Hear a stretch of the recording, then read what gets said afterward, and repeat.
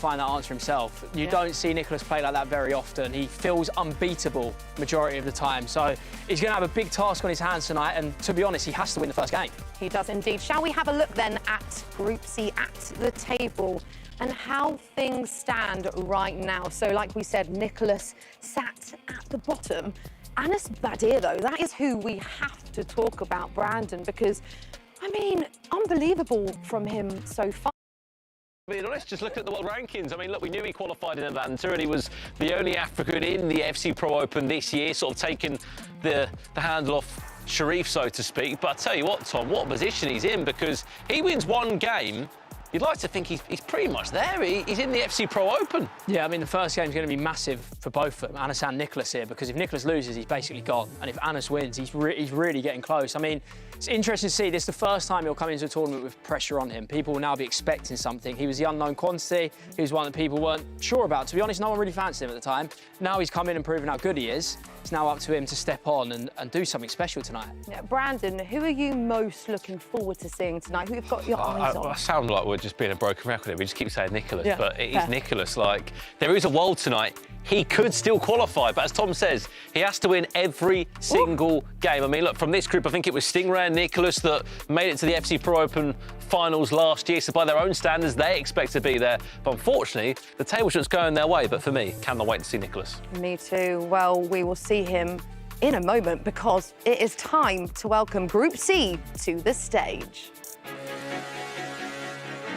First out here, he is. It's the Iceman, looking to redeem himself and claim a spot in the FC Pro Open finals. Nicholas, 99 FC. Up next, he was runner-up in the World Championships last year, and he's capable of beating anyone on his day. It's the Frenchman, Brice.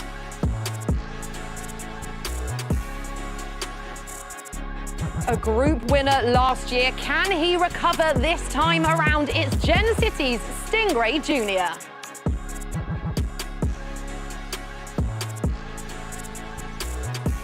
Here to show he can live up to the hype. It's RB Leipzig Gaming's wonder kid, Alian Lyon. He's got tons of experience and is one of the most respected players on the scene. Looking to make his first FC Pro Finals appearance is Danny Pitbull. And finally, do not underestimate this man. Top of the group for a reason. In his FC Pro Open debut, it's Anas Badir.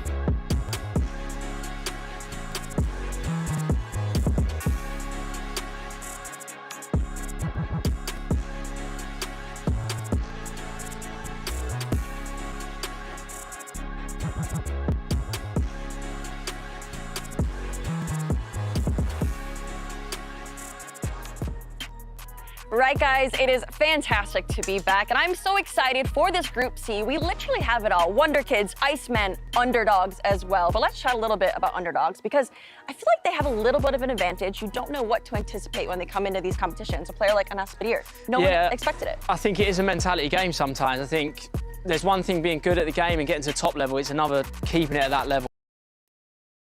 When you're expected to deliver every week, week in, week out, people expecting good things of you, sometimes it can be hard. I mean, underdog, you come in unknown quantity. If you go home and lose, no one's expecting much from you. Maybe you're not expecting much from yourself. So it is interesting to see how it plays out. I mean, we're going to see it flipped. Is Nicholas now an underdog? You never really say that. Absolutely, and I know everyone is watching for those FC Pro Live items at home, because they are constantly updating as these players are competing and succeeding. Which one of these items stands out to you? I've got a few on my mind here. I think one, we look at Danny Pitbull mainly because of the intercept on Gilmore. I think that is probably the second best play style in the game right now. He's already got that plus, so if he gets the upgrades, he gets the 16 points, or if he qualifies the knockouts, he'll get another play style. I'm also interested in Fabian Ruiz. That is already a very nice item. 87 rated with the Tiki Taka. Got potential for some few upgrades there. He could really be good. Absolutely. Well, let's hone in on one of these players here. It is top of the group, Anas Badir. Let's take a look at his draft, see what he has going on here. Now, Tom, what stands out? It's quite a few things. I really like this draft, but I'll go through it step by step, the main thing on centre-backs, as I mentioned, right, I think at this stage of the game, everyone has to have intercept or intercept plus. If you have centre-backs don't have it, you might as well not have defenders. I'm also interested in the wingers. I think there's a real common theme in FC Pro at the minute. Both wingers are having finesse plus because a lot of through balls are going in. It's all about triggering runs and then they're in on goal. And actually the wingers are the goal scorers at this point. Also, we do have Team of the Year for the first time. 3 play styles have been introduced into the game. We're seeing a lot of Russo, we're seeing Peugeot, and I think Haaland will be on display tonight as well. Obviously, I always like Bonmati in every pick. Then we also have Sega here with the Intercept and Incisive Plus, which I really, really like. Team of the Year icons, which are new as well. Some have 2 play styles, some have 3. But I'm interested to see because she's actually in everyone's draft. Well, let's talk about Caroline Steiger because she is a fantastic item. I believe around 725K. So in terms of Team of the Year, not too expensive, but attributes here, Tom, what are you looking at? Yeah, I mean, I actually used her this weekend, and I'm telling you, insane value for the coins. I think one of the things that stands out to me, which I'll tap on even more when we're in the play style, is actually the 96 stamina. I think stamina is really important on midfielders, but also, if we have a look, any midfielder needs to be able to pass, and the dribbling, the agility and balance in there. I love all of it, to be honest. It is a perfectly well-rounded item. Absolutely love that for her. Let's go into the play styles here. I'm liking what I'm seeing. Yeah, I mean, I touched on Relentless earlier, and one of the main things for this is the roles this year. A lot of people are using box-to-box on the centre midfielders, which means you need a high level of stamina. If they're going to be doing shuttle runs back and forth, you need it. But I love the 2 playstyle pluses. So we talk Intercept Plus, I think bar and finesse probably is the best play style, and then incisive as well. I mean, the 3 play styles, she's got all 3 that you need in midfield with incisive, pinged, and tiki-taka. First touch is a bonus as well. I think this is a play style that goes massively under the radar, makes a huge difference. I mean, to be honest, we might be talking about the perfect centre midfielder here. I could be talking all day about this, but yeah, she is one to watch, and for good reason. She's in all drafts tonight, and I think that tells you something. If every pro is selecting her, there's a reason why. Well, another one to watch is Anas Badir, and Rose is catching up with them now. I am with the man who topped the tables for his FC Pro Open debut. Is it going to be the same tonight, though? I hope so. Now, how much would it mean to you to be top 3 at the end of the night tonight? Of course, it was a dream for me to play in such a great event like that. So I hope I'm going to be top 1, not only top 3. Now, world number 2 Nicholas is your first match. What are your thoughts going into that? Of course, he's as you said, he's number 2. Maybe for me, he's the best. He's a very good player. I hope it will end the same as it ended the last week. Like I won the previous match, so I hope I'm gonna win this match too. I hope. Well, Nicholas is looking for redemption tonight, so good luck to you. I'm excited to see how it goes. Let's check it out. Finally, we welcome the current world number 1, the Iceman, Nicholas 99 FC. Nicholas wraps up the first match day with 3 points. Maybe it wasn't his day. I just expected him to get more points, to be honest. This week, the worst player, I think it was me. He can't have a worse week than he did today. The level's too high for Nicholas to be performing this bad. You know when you are losing and losing and losing and you don't know how to recover. What I thought the whole night was what I'm doing wrong. We don't know what to change or what to do. Someone like Nico is never going to have 2 bad days like that. He's a fighter, he's always going to try his hardest. So I need to analyze what I did wrong. I have to be better.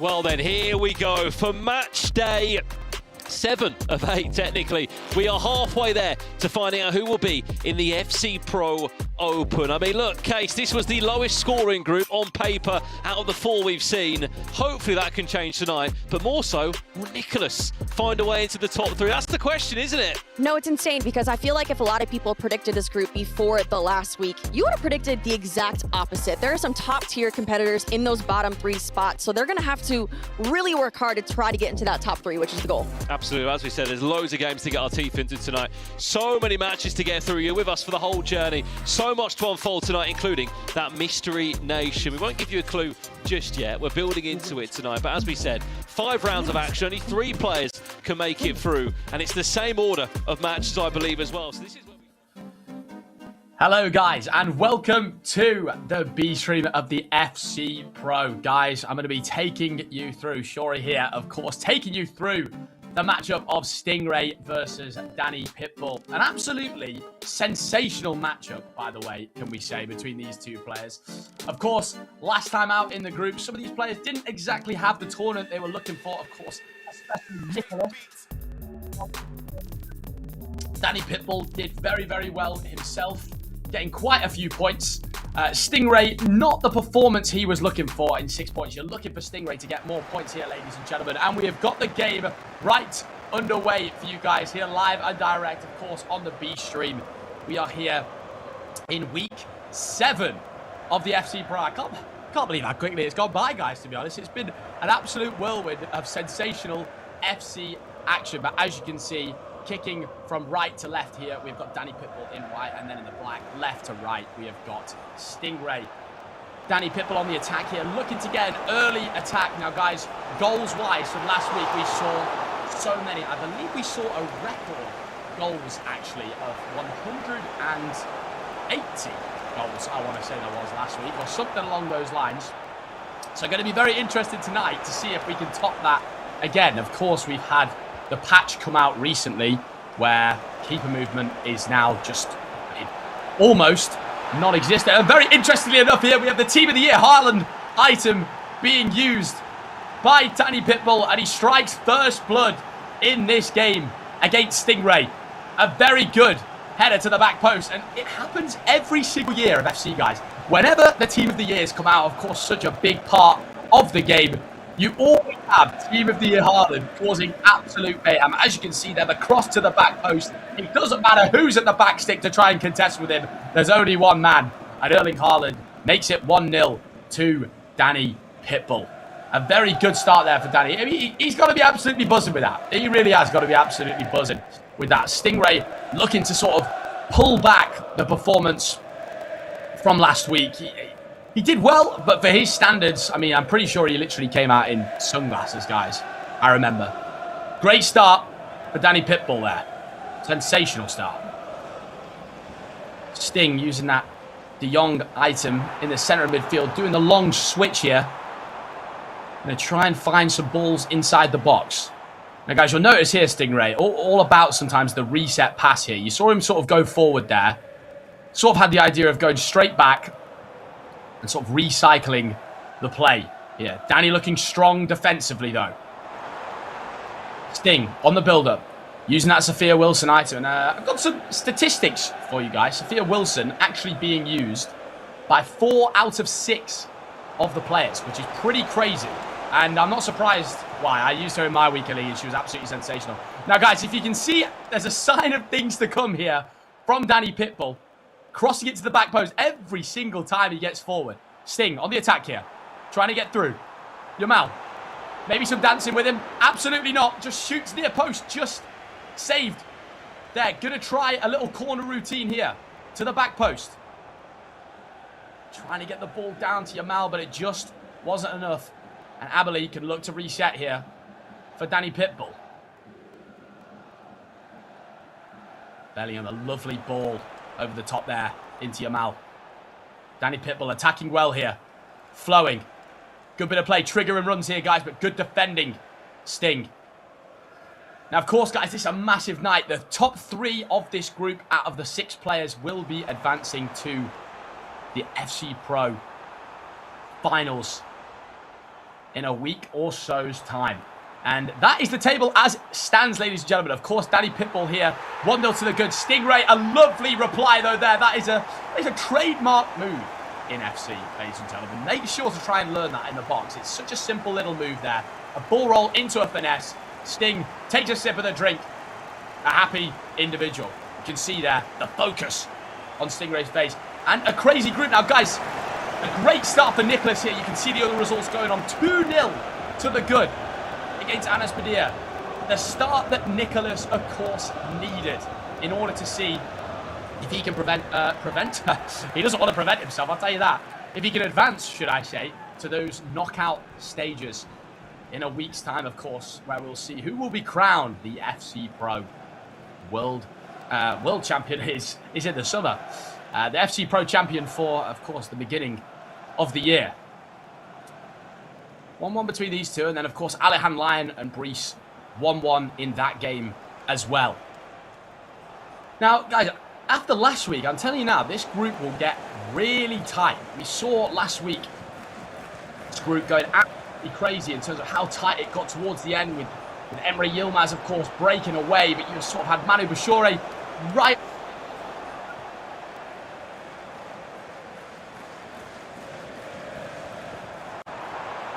Sting on the attack. Attacking well here. Trying to trigger that run. Trying to find that run into Yamal. Does find it. Goes for that near post shot again. But Khan with a beautiful save. That near post now. We're going to see Sting whip it to the back post again here, I would imagine, ladies and gentlemen. Trying to find that ball into Yamal. And for you guys at home, of course, if you can learn that corner, I tell you what, you will score a lot more goals in champs, rivals, whatever you get up to. You'll have an absolutely sensational time doing that. That's for damn sure. Now, Danny trying to sort of build up here. Sting with more good defending. Both players very aggressive in defence. And guys, to touch on more of the items, which I'm sure I'm going to do a couple of times through today, Mycon actually being used by 6 out of 6 of the competitors today. Now, I could only imagine that is because of the fear of that Erling Haaland, which is going to be whipped right in there. And Oliver Kahn, the other man that is being used by all 6 players in the tournament, which is pretty crazy. Danny trying to find another cross to the back stick, but it's to no avail. And Stingray looks to reset. Nicholas 3-0 to the good as well, guys, in this one. Unbelievable stuff. This night is going to get juicy, ladies and gents. I'll tell you that for free.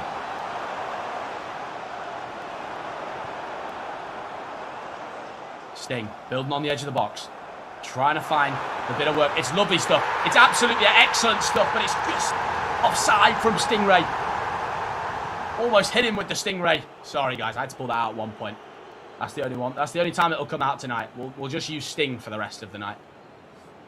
25 minutes into this first fixture of the night. Though, of course, all of these guys will be playing 5 games. Playing every single person in the group with a maximum of 15 points on the night. Of course, they've played a previous match week as well, which was match week 3, where these players battled it out for the first 15 points that they could possibly obtain. Where we had Anas Padilla have a fantastic performance, and Nicholas, on the other hand, finish on 3 points out of 15. He, of course, today is looking like he's off to the perfect start to change that. Now, Sting. Building down the line. Shelley. Lovely couple cancelled player locks here. Finds the ball inside. But again, I spoke to you guys about this sort of reset. Just looking to really reset this play is Stingray. Lovely ball. Absolutely excellent. I don't think he meant that pass. I think it was meant to go to the other player, but Stingray will not care. A lovely bit of attacking from Stingray. You can see the smile on his face there. Some quick ping passing in the box. Gets him there. I just think that extra pass there was potentially meant for Sophia Smith. But he will not care. That extra pass back inside, and the first time shot across goal from Stingray. That is top level FC. Well played. Great stuff there from Sting. Getting himself in the lead in this one, which I believe when the table does update will be up to 9 points total in the table from Stingray. A very, very good showing. Early doors in this one. And I believe in this last fixture, Danny conceded an extremely small amount of goals against Nicholas last time. Nicholas, should I say? Stingray. I can't get Nicholas out of my head, guys. I'm so excited to see how he gets on this week. But saying that, Anas Padilla gets one back against Nicholas. Danny, of course, keeps looking for that back post cross. Just keep an eye on that, guys. And to be honest, if any of you are lucky enough to pack Team of the Year, Erling Haaland, whip that ball back stick and you will have a fantastic time. Stingray triggering some runs. Well one back there from Mycon. Of course, like I touched on, guys, being used by all 6 players says a lot about how good an item can be. And another item that's being used, or almost used by all 6, is that Sega centre mid.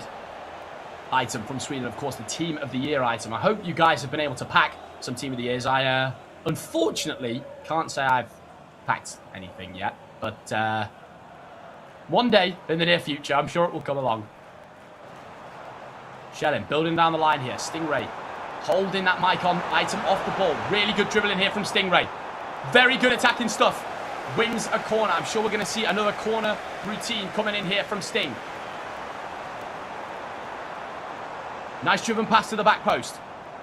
Yamal. Sega. Lovely cancelling of the player. Like you guys will see here, big time. Danny Pitbull looking to offside trap. Bring his team up the pitch as much as possible. Guys, if your team are really far back in FC 26, it just gives the players the chance to recycle that ball just like that and get an easy shot on the keeper. So you really want to try and bring your team forward as much as possible. 40th minute here. Of course, 9-minute halves mean it's always a bit of an awkward time to maybe hold for that last attack. You know, if you're in your own champs games, guys, in the 42nd, 43rd minute, look to hold the last attack. In 9-minute halves, it gets a little bit more tricky. It's not as early, it's not as late, sorry, into the half as you think it is.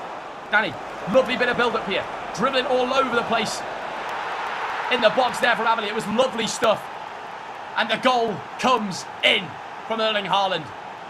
Absolutely no celebration there from Danny, just pure laser focus on the screen. You just saw the dribbling there from Amelie. It was just lovely stuff. Sometimes, guys, you don't need the skills to pay the bills. You just need them to have a little trot round the box with just some simple dribbling. 2-2 in this one, right before our time, and it's a bit of a stinger for Stingray. I've done it again. I don't believe it. You see the other results on the screen as well here, guys. Alehan Lyon 2-1 to the good in his game. Would put him on 10 points as it stands as well. So as you can see, guys, from these results, realistically here, the group is just evening up even more. Of course, if Anas Badir was just able to get ahead in that Nicholas game, which he's going to need a big comeback of, he would really start sort of breaking away from this group. Now, we spoke about the last attack, guys. This would look a little bit more likely where Stingray would look to keep it. 46th minute now of +2. Musiala. Shelling. Trying to find some space.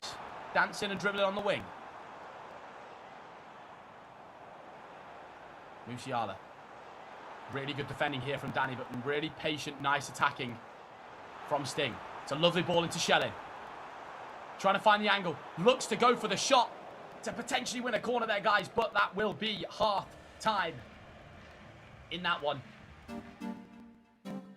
And both players, a good half of attacking, you'd say, from both. Stingray looking a bit flabbergasted there, it's fair to say. A little bit blown away by that half. Definitely an intense half. Of course, Danny Pitbull representing Novo Esports and Sting himself representing Gen City. Greece there as it stands at the bottom of the table on 5 points at the bottom. He'll be looking to come back against Alehan Lyon as much as possible there. But Stingray and Danny Pitbull, guys, I mean, I can't even call this one. I'm not even sure where it's going to go. In my head is going with Stingray to win this, just because I think Sting will realise the importance here, guys. Draws aren't going to do anything he's on. And the fact that the rest of the pack is sort of pulling away there in the table, as you can see. So he'll need something big from himself in that one. Very interested for the next half we've got ahead of us. Of course, Nicholas 3-1 to the good. Now, guys, something really important as we see Nicholas has just scored again there, which brings me nicely onto my next point. Stingray has scored quite a few goals, to be fair. He's up on 23. Goals for is very, very important, guys. Now, goals for is essentially what is going to separate you from another player. So, for example, if both of you finish on 15 points in 3rd and 4th place, if one has more goals for than the other, that will be the way to settle who finishes higher. So goals for, goals in general, are extremely important. You'd much rather lose 8-7 than you would 2-1. I'll tell you that for free in this current format. Now, Danny, working some good stuff in the box there. Keep an eye on that run from Shelling, guys. Trying to find that run into Shelling is Stingray. Wilson. flying down the wing.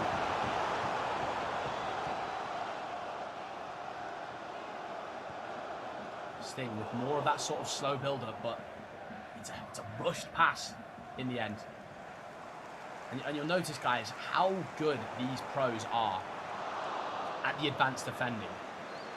A, if you're on Xbox, and of course X, if you're on PlayStation. If you just press that a couple of times when you're looking to barge a defender off, you'll really get rid of them in the passage of play. Lovely work. That is absolutely outstanding from Danny Pitbull. A lovely goal, the first time passes.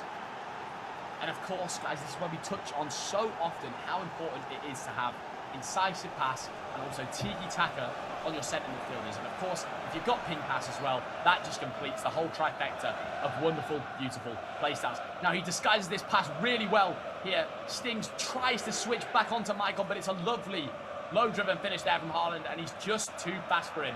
Is that Team of the Year item. Now, Erling Haaland, guys, only being used by 2 players, actually, the Team of the Year, Erling Haaland. And Russo being used by 2 as well, the Team of the Year item. But Haaland, I think his pace will be catching people off guard tonight, but the thing that will be catching people off guard more than the pace will certainly be the heading and the jumping and the crossing back stick. I think that would have flashbanged Stingray at the beginning of this fixture. Absolutely. The Nicholas fixture at 4-2 there as well. Sting. Building on the edge of the box. Nice bit of reset play. Trying to find that player lock inside and does. Wilson now. Moving and grooving on the edge of the box. Lovely work from Stingray, but Danny Pitbull's defence is looking solid. It's an absolute brick wall down there.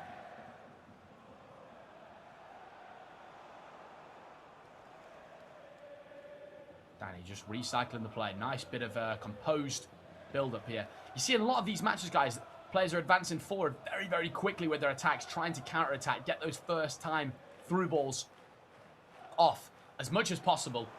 But you see both of these players playing quite a calm, composed, and relaxed game thus far. And it's lovely. It's absolutely lovely from Danny Pitbull. The simple passing is what gets him that goal.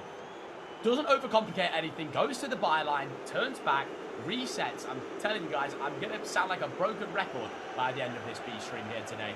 Recycling the ball from the edge of the box, out to your centre midfielders, then into the box. Just seems to find so much space. And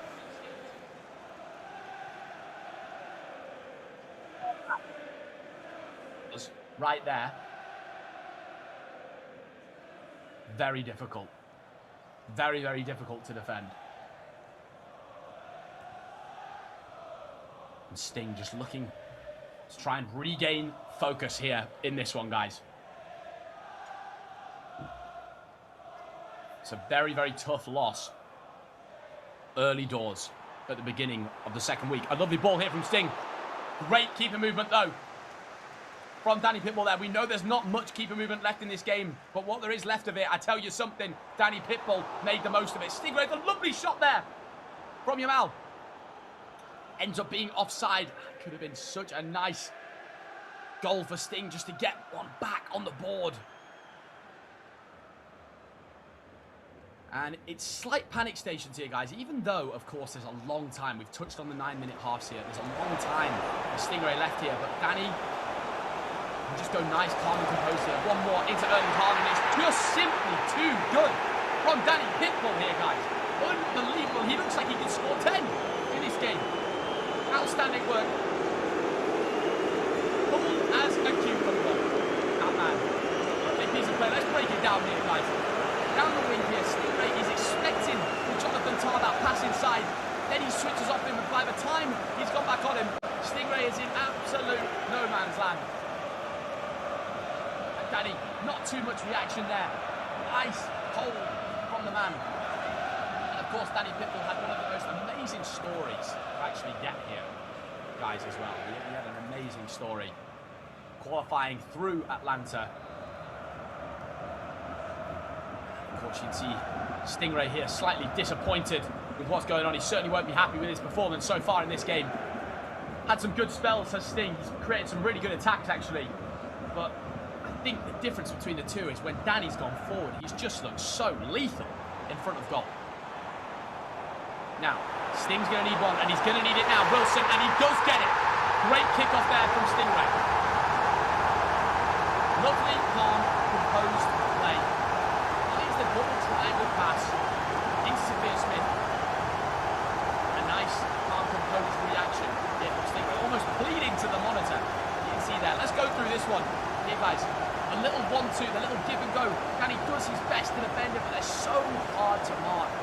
Those double triangle through balls. And you see the table as it stands now, guys. I mean, honestly, Alihan Lyon of Greece drawing now 4-all. We've also got Nicholas drawing with Anas. 4 there as well. These insane results. Start off the day here, guys. How are you getting on? What is going on? Honestly, absolute circus out there. A brilliant circus, should we say.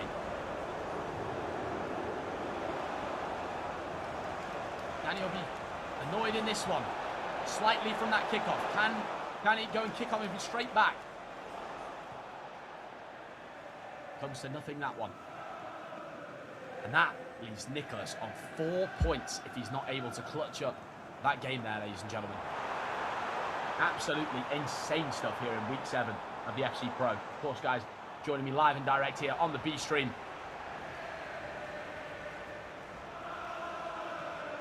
Where Stingray and Danny Pitbull are putting on a great first match here, to be honest. Some lovely attacking play being done. Nice, calm, composed. Waiting there from Danny Pitbull. Looks to find that ball into Hart. Does indeed. And it's undefendable. And you can see the sort of frustration from Stingray there, guys. I mean, how are you supposed to do anything about that? Headed down by Erling Hart. And Sega, the Swedish team of the year item. Slight tackles it into the back of the net.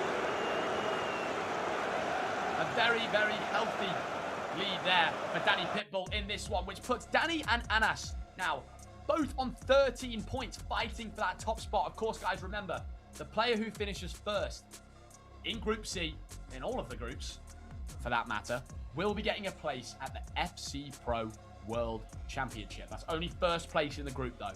First place, second and third place, then also advance to the FC Pro Live Finals bracket, which is going to be played next week. Which, as you can see, guys, there, the FC Pro Finals is in London on the 26th of January, and you can actually scan that QR code to get some tickets for it. So, I mean, what more could you want in this life? Sting here. Not a happy bunny about that one. That's for sure. Looking difficult. Seeing the reaction from Sting. He's had a little nod of the head. He said to himself, right, I'm going to have to pull something off majestic, and I'm going to have to do it right about now. Sting attacking forward very nicely. Rushes that pass, though, there. And I tell you something, that's not what you want to do against the Pitbull. Because he'll come for the bite. Shocking, that was. Awful. But yeah, guys, you can see sort of the way that Danny's sort of going to start using this wing play now. And just tick down that clock. Sting's going to need to throw everything at it. The absolute kitchen sink. Sting tries to find that pass into Shelling and does. Needs a nice bit of build-up play. Wilson. Brilliant attacking from Stingray. Again, really good defending though from Danny, and he'll look to counter-attack very quickly here.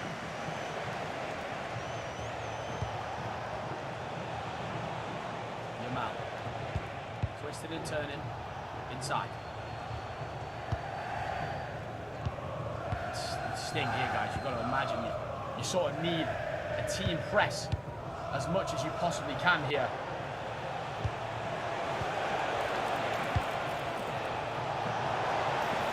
Danny. Working the ball inside with Michael. Lovely into Yamal. The first time passing is absolutely ridiculous. Sting needs everything he can out of this. Look at these scorelines here, guys. 5-5 in the Alihan Lyon Greece game. 4-all in the Nicholas fixture as well. Absolutely insane work from these players.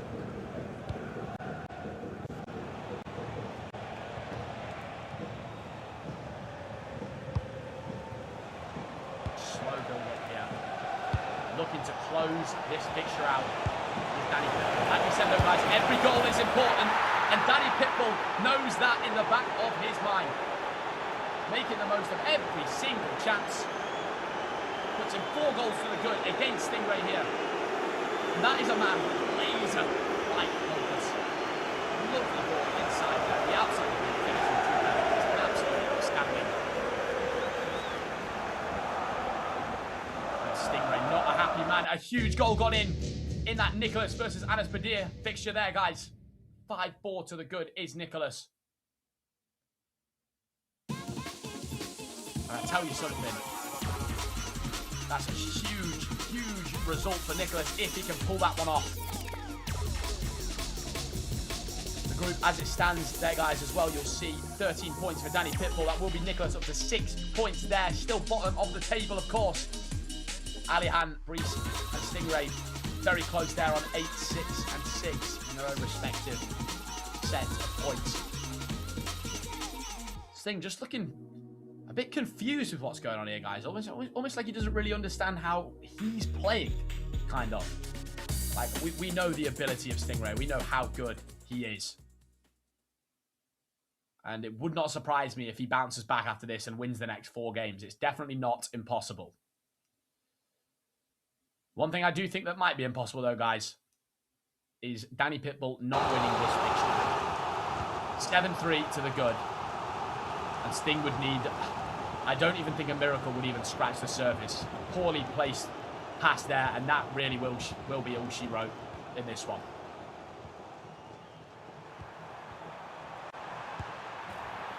Gets one back, does Stingray just there. A lovely piece of play. Great attack in there.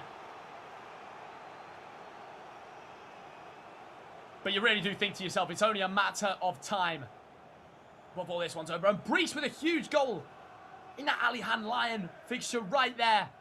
That'll be a massive goal for him. You see Wilson here, a nice pass into Yamal. The first time pass into Russo.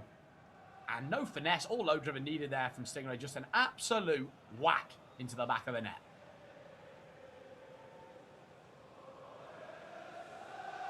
And Danny will be extremely happy with that point on the board. And Nicholas going in there, 6-4 to the good as well. Danny getting the 3 points on the board there, should I say. Topping the table on 13 points out of a possible 18. A very good showing from Danny Pitbull so far at the FC Pro Open. Now, Stingray, I mean, can you do something special? We know in 9-minute halves that these things can happen. I'll tell you something, he needed it, and he needed it right then. He's knocked on the door, but no one is home. Building the box. Nice piece of play, and I tell you what, Yamal, it's 7-5 in this one. Danny, you imagine, start getting a little bit edgy in this situation, but it should be fine. It should be enough. Be annoyed with himself there, of course. But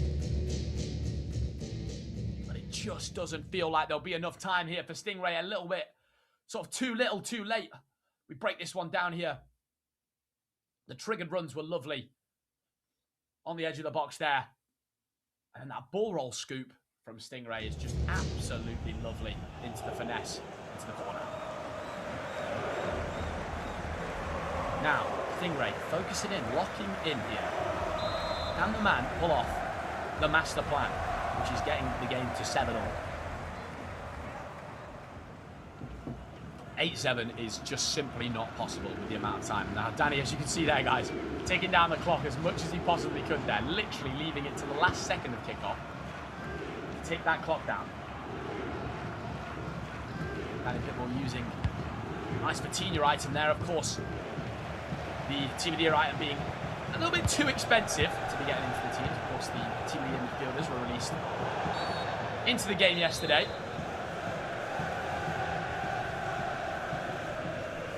With a huge 3 points in that first fixture. And guys, this is looking like the fixture's going to be over with here. 7-5 win for Danny Pitbull.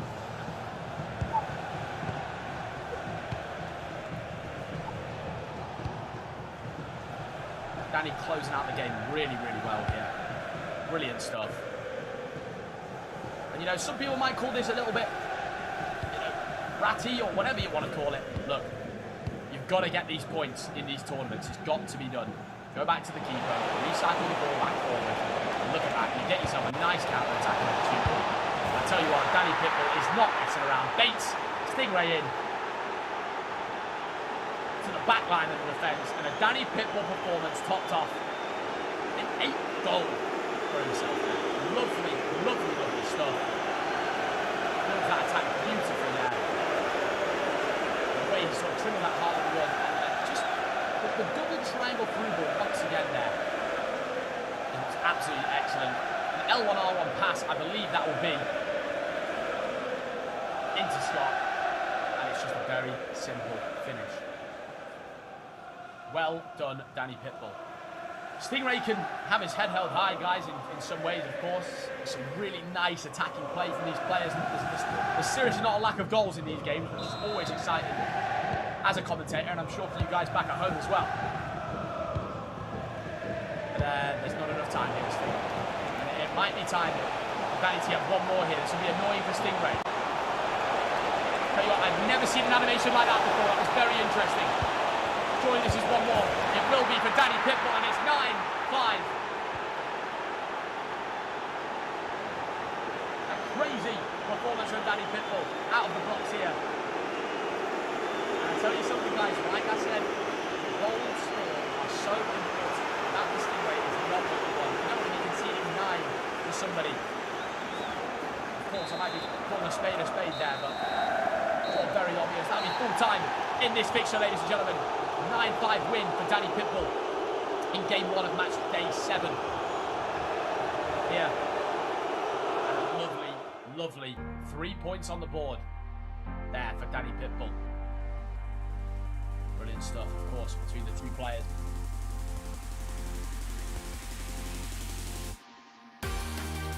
Nicholas fixture gone 6-all. And guys, we'll send you back to the main show for the end of that Nicholas Anas-Padilla game. He's looking to secure that top spot, and so even a draw here will help him out massively. But unfortunately for Nicholas, that's a tough one to swallow. Well, they're currently in the pause menu, the two players. That's Nicholas probably trying to find any way that he can put together one more attack.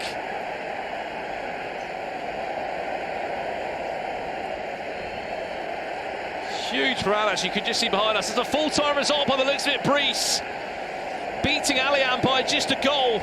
Full-time as well, Danny Pitbull beating Stingray. And it's the only game left of the first round to conclude.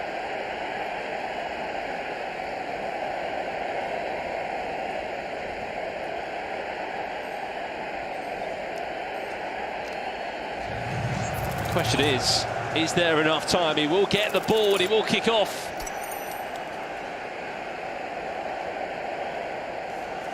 From centre. 1 minute 30 left for Nicholas to try to unpick.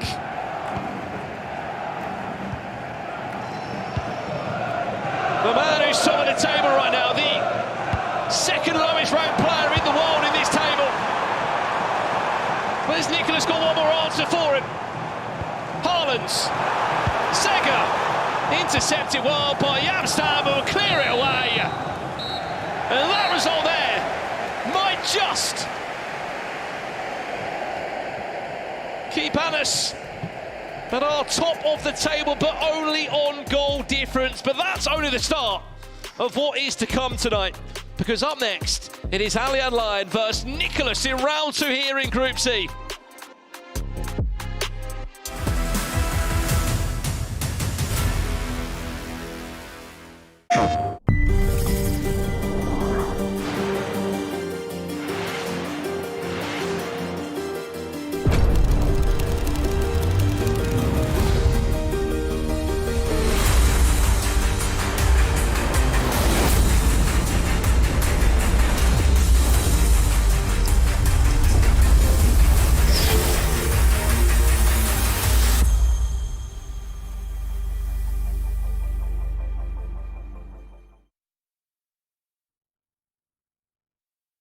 テンション。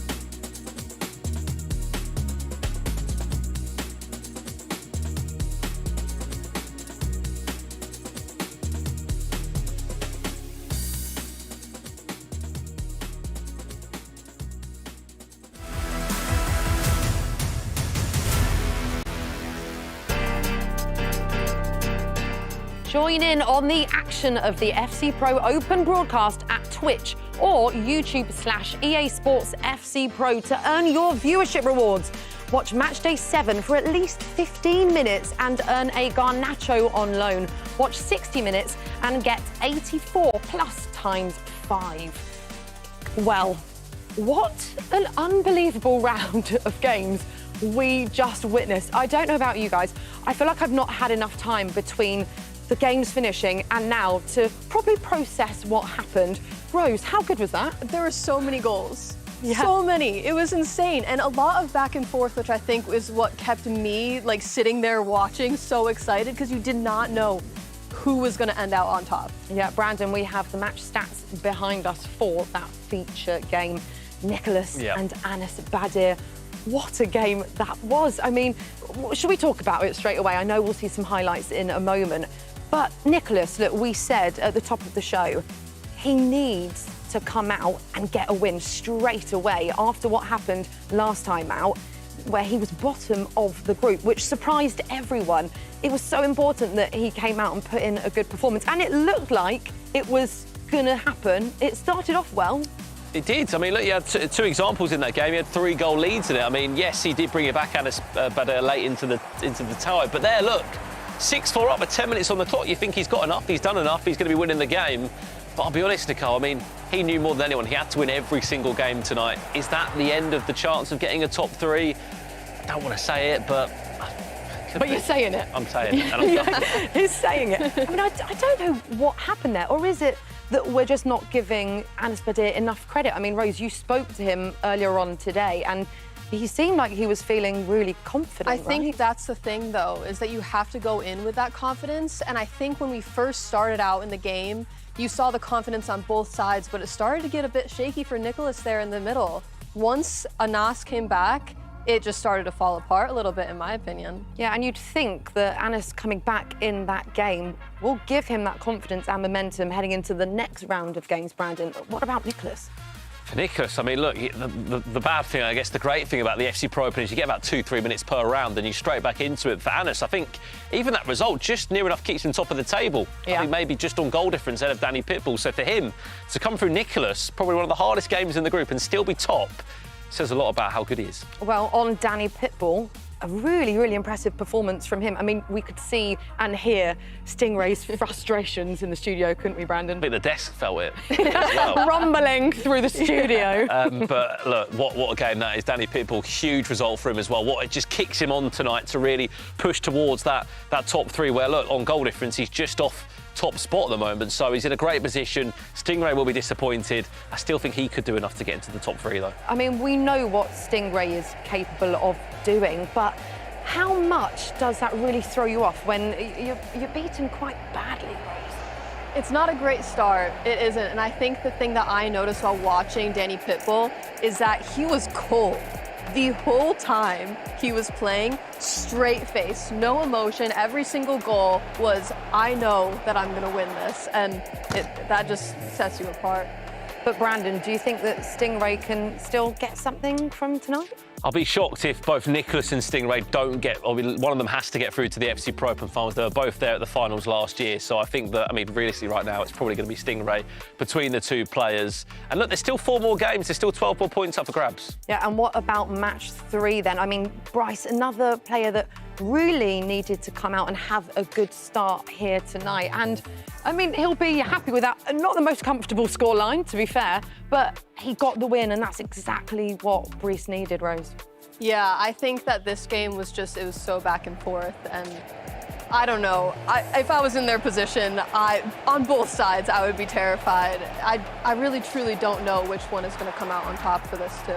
What did you make of this game, Brandon? I mean, I know you were trying to be across everything, loads of goals. It was hard. I think there was about 40 goals in the first round. Yeah. I would say they didn't want to give up, did they? Either of the 2. I mean, Allian came in front, then Bryce was like, no, get back in your box, get back. And, I mean, look, Bryce came through and was composed in the end, but he had 9 shots and scored 6, so he's pretty clinical. Well, it's because these players know, Brandon, what is on the line, and they know how important every game here is tonight. Let's have a look then at the table. How Group C is looking right now after that round of games. So Anas Badir is still top, which we weren't too sure, because actually at one point it looked like Danny Pitbull was going to be on top, but I mean, you can see both on 13 points. Nicholas still right at the bottom. What's happening? Oh, I don't know. It's really, really surprised. Of course, I was saying goal difference there. That doesn't matter, does it? It's goals scored, isn't it? That's the first tiebreaker. So for Anas, keep scoring. I mean, as the many tiebreakers go down, it's goals forward, goals scored. So more of the same for him, and he's on his way to the World Championships. Yeah. OK, it is time now for R3 with Casey and Tom. Thanks so much, Nicole. I'm super excited about this next segment because I'm constantly looking for items that will upgrade my Ultimate Team, help me out in the Weekend League, because I need all the help that I could possibly get. So let's talk about one of those affordable items that we can add into your guys' team. It is Thunderstruck David Beckham. Now, Tom, talk to me about why this item is so great. I mean, if you were following last week, I mentioned my love for passing, how important it is, and David Beckham can play centre midfield, and as we're going to highlight, we see the passing coming in at 93. And basically every stat in there is perfect. I think any midfielder is essential in this stage of the game. They have to have good passing. He's actually very balanced. I don't mind a centre midfielder that isn't that great at defending. You wouldn't want 2 of them, but if one of them can't defend, we can deal with that. As long as they can pass, that is the entry level to any midfielder. So we take a look at the play styles, you obviously a massive improvement on the stats as well. The stats help, but we know play styles are very important. I mean, if you have a look at that, you can tick nearly every single one in there. Every single one. I could be tapping it all day, to be honest. But ping pass, obviously really good. Incisive silver, tiki-taka silver, I think is really important because if you can't have the pass in motion without tiki-taka, it doesn't really work. You need to be able to play first time. But something else I actually want to highlight is the dead ball set piece. I think it goes slightly under the radar, the dead ball play style, sorry. It goes slightly under the radar. I think you need a player in your team with it, at least one. Absolutely, and this card is only 133K. So you mentioned dead ball. Now let's talk about an opportunity that we saw in the last couple of weeks where we saw a set piece, player with dead ball. It is Emre Yilmaz against Umit. Yeah, I'm going to break this down for you into 3 stages. So when taking a set piece, it's about the accuracy, it's about the technique, and it's about the power. So the first thing you're going to see is he's going to move his accuracy line, which is this long one, basically determines where the shot goes. So he's moving the line around, deciding which way he wants to go. He's obviously waiting for the goalkeeper movement here. So using the left stick at the minute, he's going that side. He's looking what side to go with the left stick. With the right stick now, if we just stop it there where it has the name on, that I don't speak Dutch very well, but I'm pretty sure that says outside the foot shot because he's gone that side. So with the right stick, he's moved it there, which is going to take it to outside the foot. Obviously, if he goes the other way, it's inside the foot. That is essential for where he's going to hit it. Now, as we see this progress forward, he's going to aim, and you're thinking, right, outside the boot, it's going to have to start. Yamal is slightly blocking our view, but if we just stop, we can see the line. I'll draw it for you if you can't see it.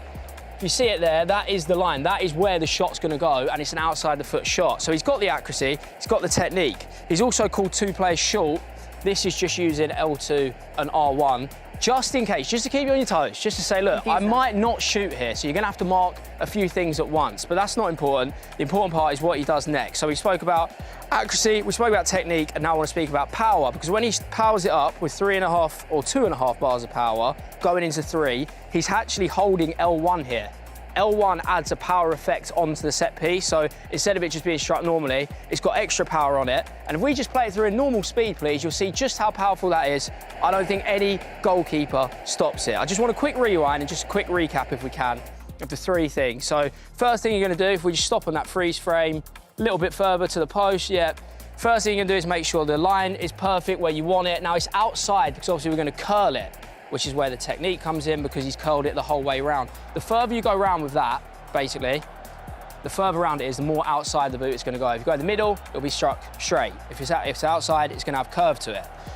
And then that's that, and then it's the power to finish it off. We see, if we just stop on the power bar, that is 2.5 to 3 bars of power. I mean, my line is all over the place there, but you know exactly where I'm trying to go. My technique, or my main bit of advice for that, is do not hit it too hard. Do not go to 4 bars of power because you will hit it into rose ed. But they're the 3 things you need to think about when you're hitting it. I also promise you that anyone of any level can do that. If you just copy it, it will work perfectly. Even me. Even you, even Brandon, even FG, and even Shori. I promise you, anyone can do it. It is really simple. It's just about practice.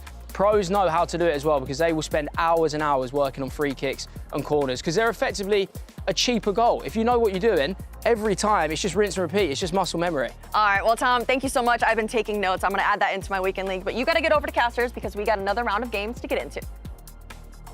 Well, how about this then? Very quickly, stop for a second. YouTube chat, Twitch chat.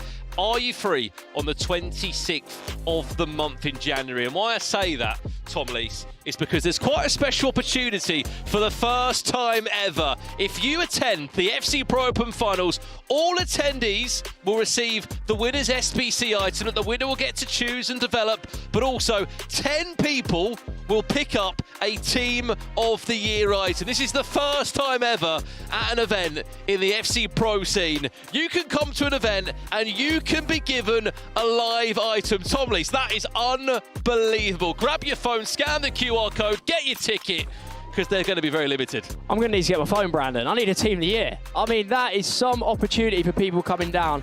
10 of them winning a Team of the Year is insane. I'm going to have to go and scan my QR code, mate, because that is something I can't pass up on. Wow. That is unbelievable. That is actually 10 of you that turn up will get a Team of the Year item. Again, if you're wondering where we are, we're in London. Monday, I think it goes live at 4 o'clock on the 26th. Get a ticket, scan the QR code right now. That is unbelievable. Everyone else that does come will also get the winner's SBC item, which the winner gets to decide and choose certain play styles as well. I remember it was Anders Vergang last year. Was it Bastian Schweinsteiger? Yes, I think so. That he was moving some of the live play styles around. Anyway, enough of that. Scan your QR code, grab yourself a ticket. We've got attention to turn to here. Tom, headline news for me. Is that it for Nicholas? I think it could be. I think it is. I think it could. He had to win that first game. Only a draw, conceding in that manner at the end as well. I have also had it in my ear that it's actually a meet and greet with Harry, Shori and Ryan next week if you're there. So go get yourself there. Tom? I will be there. I will be there, my friend. That's the table as it stands right now.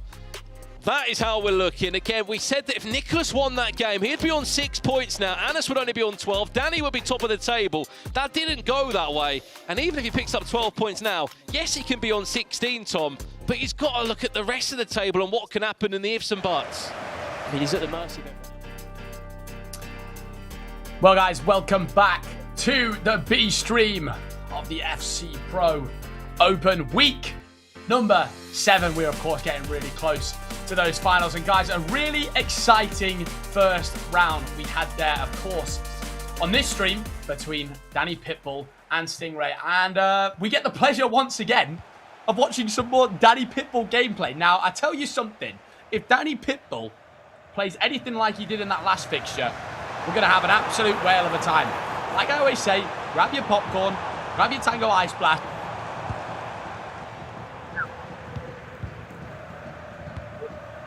Kicking here from left to right in the white kit here, guys. And Danny Pitbull kicking from right to left in the black kit. A very exciting fixture between these two. Of course, both players came out with wins in their first game. Brees with an amazing win in that one.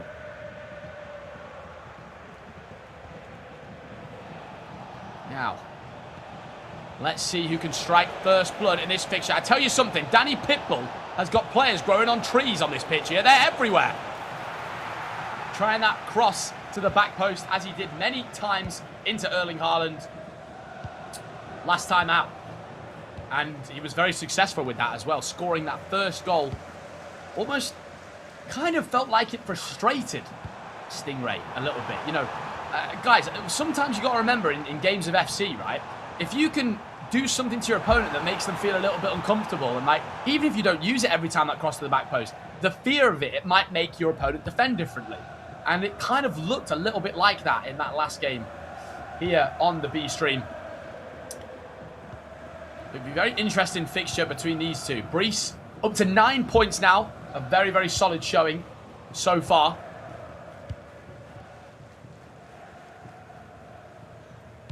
I'm just trying to work the attack here. Using that Dembele item. Unfortunately not the team of the year. I think that might take up the whole 10 million coin budget, which is very important to note here, guys. All the teams that you can see being used today have a budget of max 10 million coins. So the players must choose very wisely when looking to select their whole squad. As we see here, a lovely ball through here, and Danny Pitbull continues his absolutely sensational attacking play. Just a lovely through ball right there. Once again, the double triangle pass. I believe he's gone double triangle there. Let's just watch the way this unfolds. Trigger and runs forward. He triggers Maicon. He pulls Maicon back as a little bait.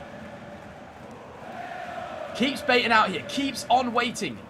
Finally finds that ball into Jude Bellingham. And then this first touch passing is unbelievable. Wilson, double triangle. Indeed, guys, it breaks the defenders. They don't know what the hell there is in the week. And that's Danny Pitbull 1-0 to the good. And as Brees there, you can't be too angry at yourself defensively there. It's not a horrible defensive mistake or anything like that. It's simply a very good piece of attacking play from Danny Pitbull. And this man is looking simply unstoppable right now. Guys, I have been a bit of a curse of the commentator, though, these last couple of weeks on the FC Pro broadcast. So hopefully I'm not going to do that to Danny here, because Danny is playing unbelievable. And, of course, this Sega item, guys, I want to touch on real quick to you guys. If you guys have got about 1 million coins in your club, you're thinking, I need a centre midfielder. Who do I spend it on? I'll tell you what, Sega, she's got Tiki Incisive, pinged, and also, as we see a shot just off the post there from Danny Pitbull, Intercept Plus, which is simply outstanding work. Playstyles are just so important in FC 26. Now, Brees trying to attack. Danny with some really, really solid defending as per usual. And Danny at the moment, guys, looking like the man to beat in the group. I believe up to 16 points now total. And of course, we've touched on the winner of this group will be getting a place at the FC Pro World Championships, which is simply unbelievable. We've already got a couple of players booked their place there in Anders Vergang and, of course, Emre Yilmaz. who are probably the two players tipped as the two best players in the world right now. Now, a lovely switched piece of play there from Danny Pitbull. Just caught that offside trap at the perfect time here. And the cross to the back post from Erling Haaland. It's just so lethal every time he puts the ball back there. You just don't know what to do. As Brees in defence. It's like you're in the middle of a desert without a map. Well,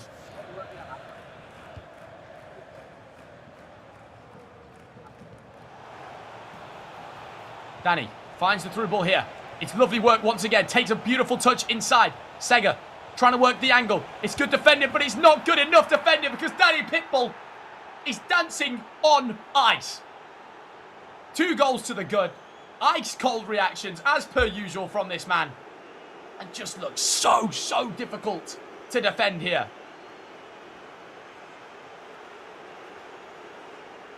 And as we just see a little replay of what's going on here. Sega twisting, turning. Militao is in no man's land. Speaking of the desert, you know what I mean? I mean, honestly, unbelievable attacking play.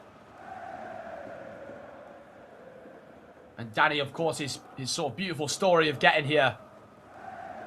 Going through the last chance qualifier.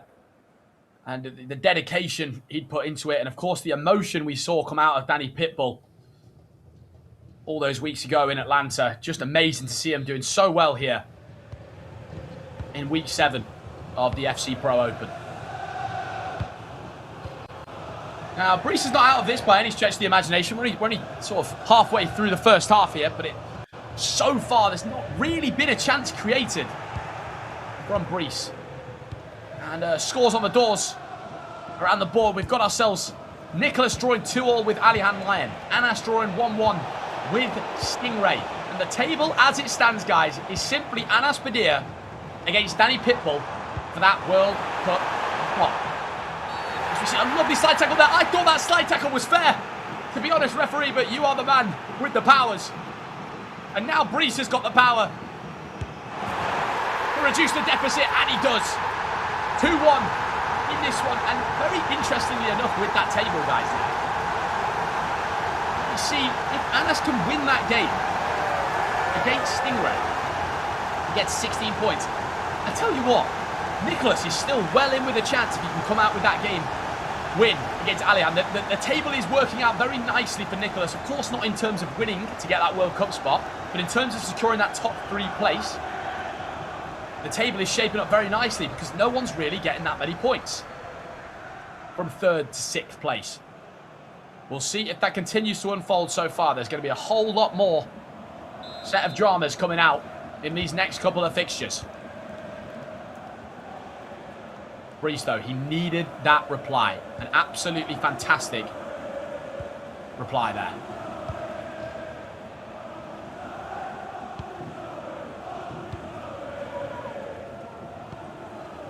Now, Danny, we've seen this a lot. We saw this a lot in the game against Stingray, guys.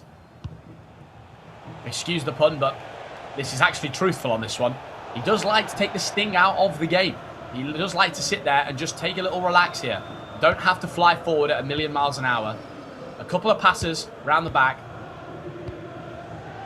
Keeping nice and composed. Just to tick the clock down a bit and just ease into the game. Keep easing into the fixture.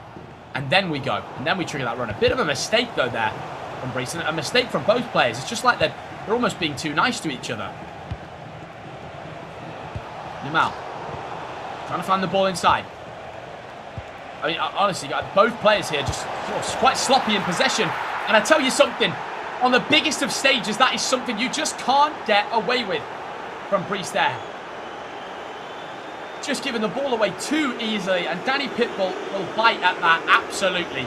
3-1 to the good in this game, and starting to create a bit of a lead. Controlling the ball really high up the pitch there, the double triangle, which we've touched on so many times today, guys, but it's because it's so important. It's the goal that you see scored at the top level so consistently. Excellent stuff from Danny Pitbull, and Brees looking a little bit sort of confused at the monitor right there, of just thinking, what is going on right now? But we know from that last fixture against Alihan Lyon That man can score a lot of goals and pull off some comebacks. 32 minutes into this one. And Danny looking to go 4 goals to the good. Now, of course, guys, just an interesting little statistic for you guys here. Once we get later on, this will sort of become more relevant, I guess, but it's very relevant. Will be playing Manu Before when they get through to the final. And third place will be playing Umut. Very interestingly enough, both those players went through last week. And then the Group C winner will be playing the winner of Tuga against whoever comes second place in Group D, which of course will be concluded tomorrow, guys, which is just, I mean, what more could you ask out of FC Pro? And you'll have seen Brandon touching on the main broadcast about the chance of winning some Team of the Year items if you come along down to the FC Pro finals in London, guys. You can get your tickets with the QR code that's on the screen. I'll tell you something, a free Team of the Year item. Who on earth is what I was going to say, is going to pass up on that opportunity? Because I think no one. Now, a lot of players using this Mycon item, a really sort of interesting item released into the game. Got some great play styles. Intercept, bruiser, pinged, and also rapid on a fullback. And then Hullet Gang stats, which, guys, if you haven't heard the reference of Hullet Gang, it's all 80s in stats across the board, which Mycon does have. All 6 players using him at fullback. It's an excellent right back. Now, 42nd minute, Danny Pitbull will be looking to create this last attack. And I'm loving the composure here from Danny. And to be honest, it's every reason why he deserves to be at the top of this table at the moment. He's shown the most composure. He's shown the most calm play. And when he needs to attack, he absolutely flies at the opposition. And he takes his chances. Lovely turn on the wing there. Yamal. Into Bellingham. Bellingham, look for this ball roll inside. Doesn't manage to find it, and Brees will get a chance to counter-attack here. Tries that player lock into Wilson, and it's successful. Shelling down the line here now. Trying to twist and turn, trying to look for this pass inside. It's a lovely first-time pass. Is it onside? It is indeed, and that is a dagger for Danny Pitbull just before the half-time whistle. But the Brees, that is a massive, massive goal for the mentality. Just feeling like you're right back into the picture. We call it the swing goal. Danny Pitbull scores on that last attack. You're 3 goals down. Now to be only 1 goal down. Heading into half-time. The mental capability that gives you is massive. And the scores on the doors here have got Nicholas still bottom of the table on 4 points. Alihan would be a huge win for him. You can only imagine there's going to be more goals coming in that one. Bit of frustration here for Danny Pitbull. He's been almost flawless this first half, to be honest, guys. He really has. He's been flawless. Brees with a lovely piece of play back in there. And there won't even be time to kick off in this one from that kickoff there. 3-2. The first half ends between Danny Pitbull and Brees. Just a slight advantage here for Danny. Of course, both players representing some fantastic esports teams. And we've got another goal in that Anas Padilla versus Stingray fixture. It is 2-2 now in that one. And Stingray, in 5th place in the group, really needs a win out of this one. But as you guys can see in the current standings of the table that we had before, very sort of even amount of goals being scored by each player in the tournament thus far. And we actually get a little look through Alihan Lions draft here with some interesting items. Burn, Stam, of course that Mycon that we've touched on quite a lot. Sega, the must buy in your guys' teams. If you can somehow afford that Sega, which is more reasonably priced than a lot of the Team of the Years, she's great. And then of course Pior and Smith up top for Alihan Lion there. Very, very interesting indeed.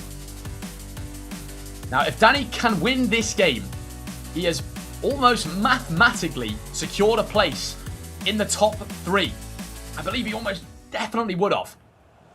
But let's see how this unfolds. Only one goal to the good. And a whole lot of time left. A whole second half left.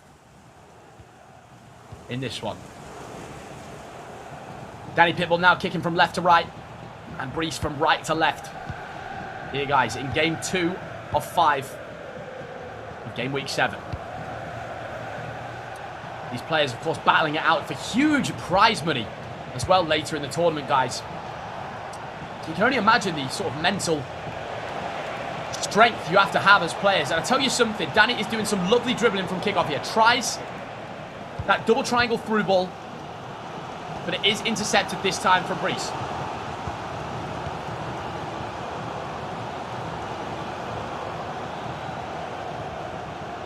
My God, just a little bit of dribbling inside his own half here. Trying to work the angle up the pitch. Using a very unique item there in that Pasha. That left back is Brees. Some sort of lovely build-up passing here. Trying to find that ball into Zico. Does indeed. Got a shot opportunity here and finds it. And I tell you something, it's the perfect start to the half. And Danny Pitbull, 45th minute of the first half, was 3-1 to the good. 51 minutes into this now. And it's even Stevens. And I have to say, I'm really impressed with Brees there. I'm so impressed with his attacking. The way that he sort of builds up nice and slowly, doesn't force the ball forward too fast, and then when it's time to go, triggers the runs forward. I'm telling you guys, if you want to improve at FC 26, trigger those.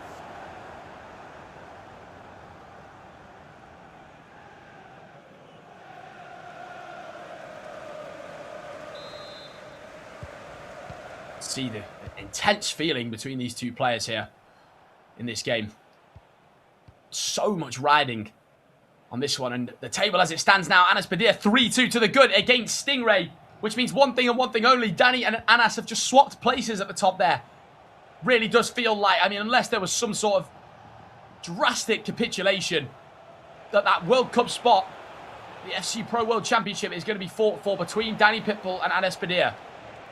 It would take something crazy for that to not be the case. Now,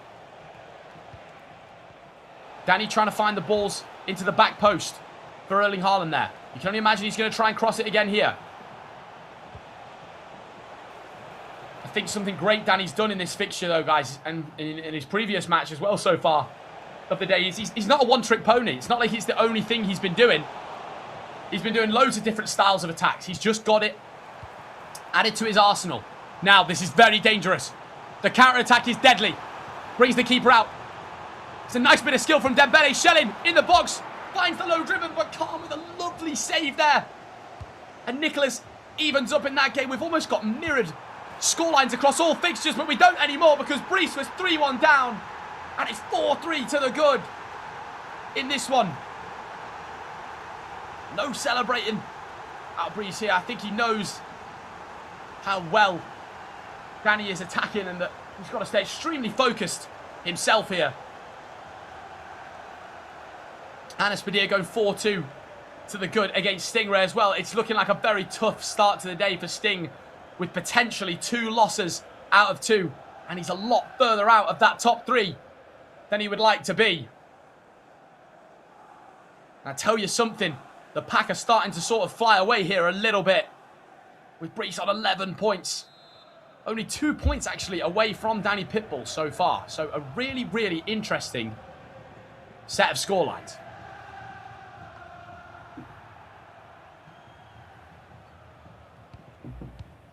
Now, what have you got in the locker, Mr. Danny Pitbull? Trying to twist and turn with Wilson. I'm sure you guys, a lot of you would have completed the Wilson SBC at home. I mean, she is just simply next level. One of the best items released all year in FC 26 thus far. Now, Jude Bellingham Thunderstruck item.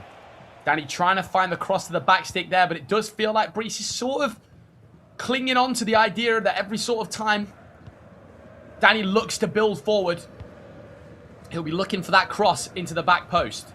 I have to say, I've been so impressed with Brees in this second half. He's playing absolutely unbelievable. And Anas Badir gets another goal in that game, finds his 37th goal in the group stages overall, and puts himself on a whopping 16 points. A great showing so far from the man today. Continuing where he left off in week 3.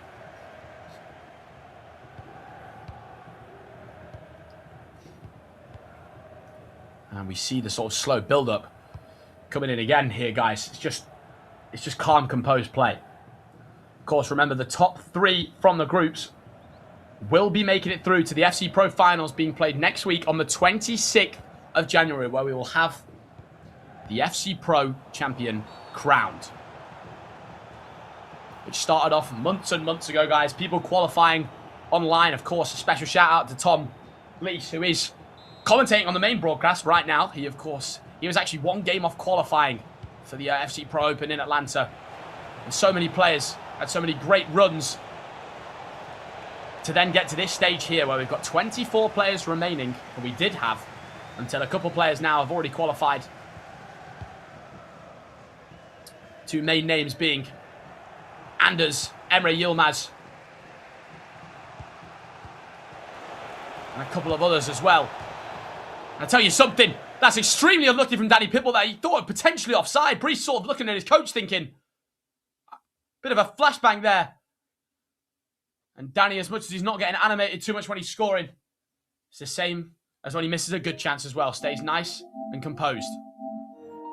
Nicholas 4-all in that Alihan Lion game. That fixture just keeps spicing up. Stingray gets 1 back against Anas Badir, but 5-3 still a healthy lead for Anas in that one. Really unlucky there.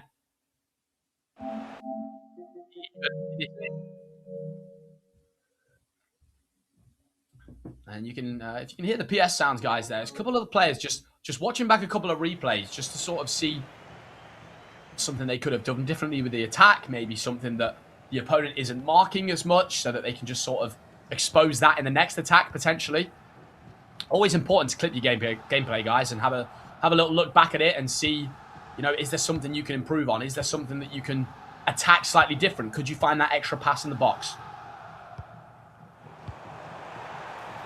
It's a lovely ball here from Brees. Through to Danny Pitbull. Through to Danny Pitbull. Through to Shannon, should I say. Past Danny Pitbull was what I meant to say. And Brees, you can see him enjoying it out there. Nice smile on his face. And that's what FC Pro's all about, guys. We want to be enjoying it. Or what are we doing? We've got to be enjoying it.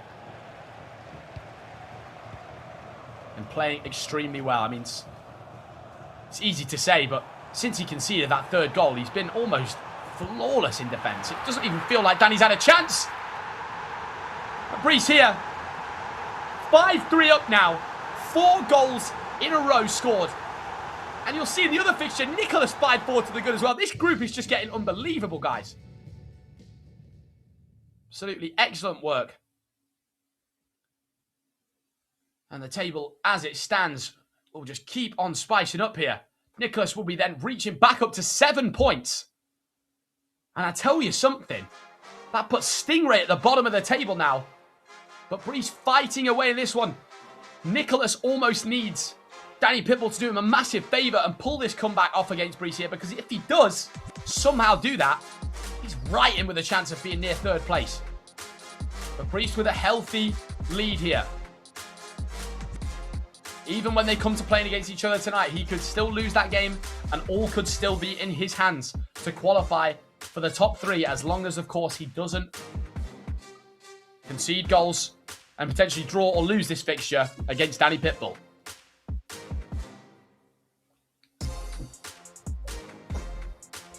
Really spicing up this group here. It's extremely interesting.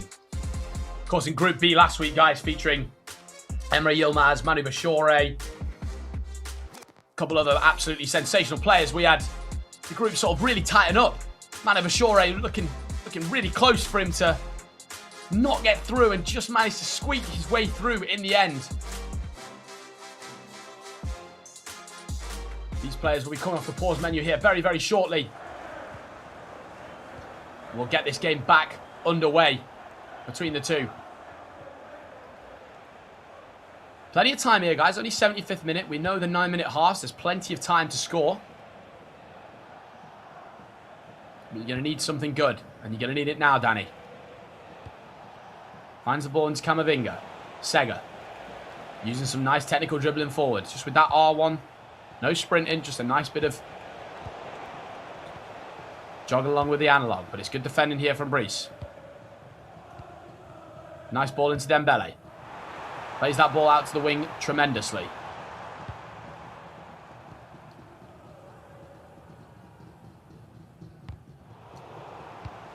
Nice high press here from Danny Pitbull.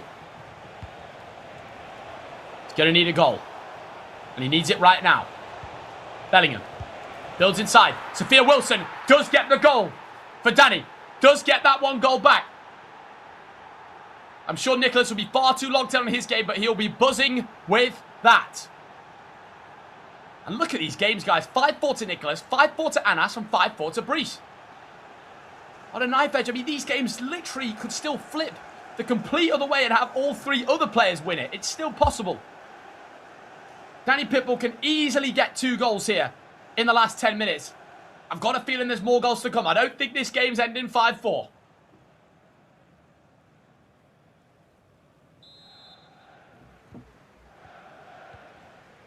And Sophia Wilson item, the lovely finesse plus into the far corner.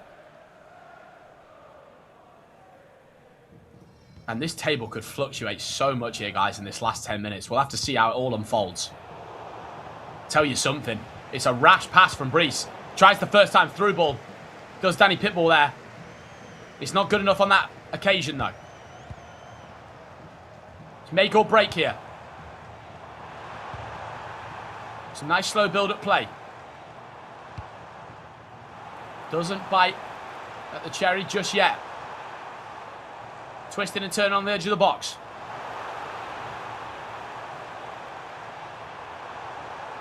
Danny fighting desperately to win that ball back. Here off Brice, but it's lovely bit of dribbling on the wing from Schellin. Of course, with that finesse plus play style, which you're going to see her score loads of goals, and already seen her score goals throughout today. The twist and turn on the edge, it's nice. It's ticking the clock down beautifully. For Brice here. And you can only be frustrated as Danny Pitbull. Doing everything he can. Wins the ball back with Vidic there. But it's not good enough. And Danny just sort of has to rush that ball forward a little bit, you feel there. We've got full time in the Anas fixture against Stingray. He'll take 3 points right there. Sit happy at the top of the table on 16 points. We've got Nicholas 6-4 to the good against Alihan Lyon as well, so he will look to get his first 3 points of the day. And Danny looking to get an equaliser here in our focus game on Stream B. Camavinga. But it's a great tackle from Brice. And there's a reason I raised my voice for this one, because that should almost be the end of the game, as long as Brice can hold this ball well. Going to try everything in his power. It's risky business back here. The ball back to the goalkeeper. We've got plus 3 minutes. It's a terrible mistake. I don't believe it. I don't believe it. It's a shocking mistake. And it's a gift for Danny Pitbull. Gift wrap in the store. You don't believe it. And that for Nicholas, I tell you something, ladies and gentlemen, is a huge goal. If Nicholas ends up qualifying from today, that is just unbelievable. I cannot believe what we've just seen there. I cannot believe it. Brice, the frustration coming out of him, you know. Everyone knows it, guys. When you're trying to hold the ball at the back, of course, you give yourself the sort of guarantee of keeping the ball until you do something silly like that. I don't believe it. What a mistake. What a mistake from Brice. And Danny just looking cold as ever. Absolutely ice cold. Sat there, and I tell you something, there's a winner available for either player here. Is Brice going to be brave and try and go forward, or is he just going to sort of hold out for the draw? With maybe the self-doubt of the fact that he's already choked a little bit of a lead here.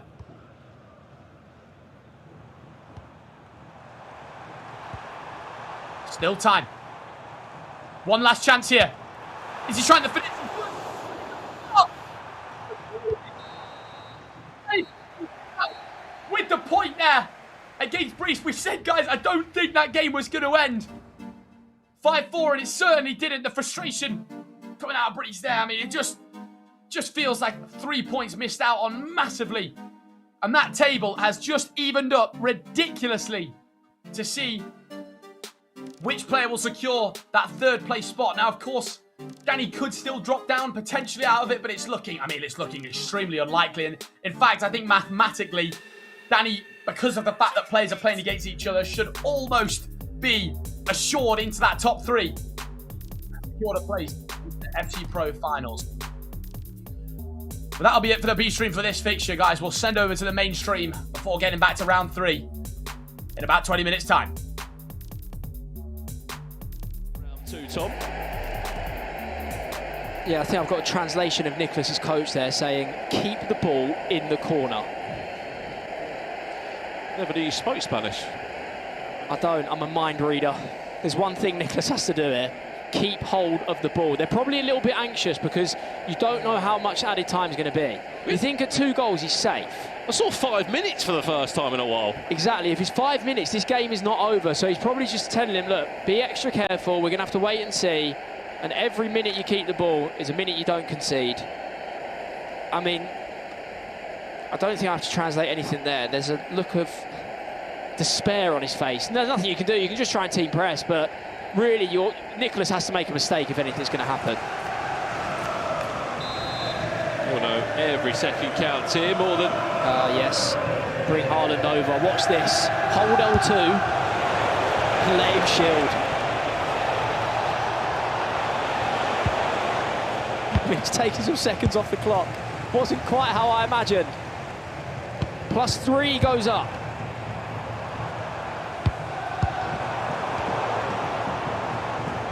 And in time at 3 minutes, Nicholas will be off the bottom of the table, but only by a point.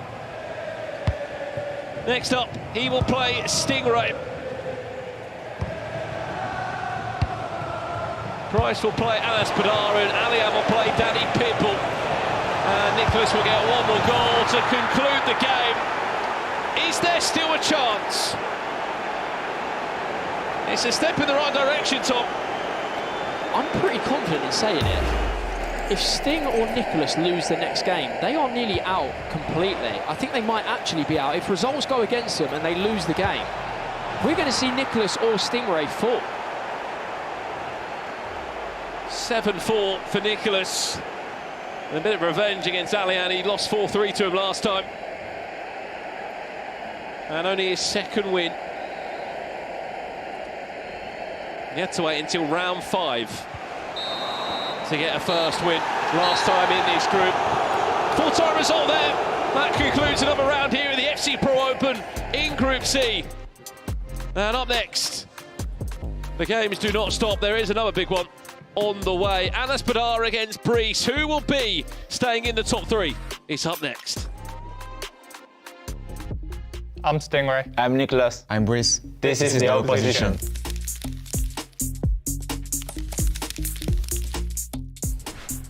So I've gone for Nasada. I think his whole game style is just go quick passing, just trying to get past people as quick as possible.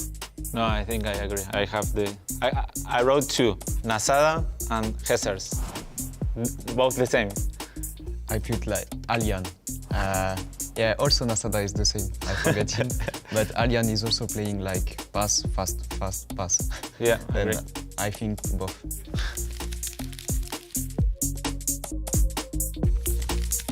Sorry, but I have 2 names again.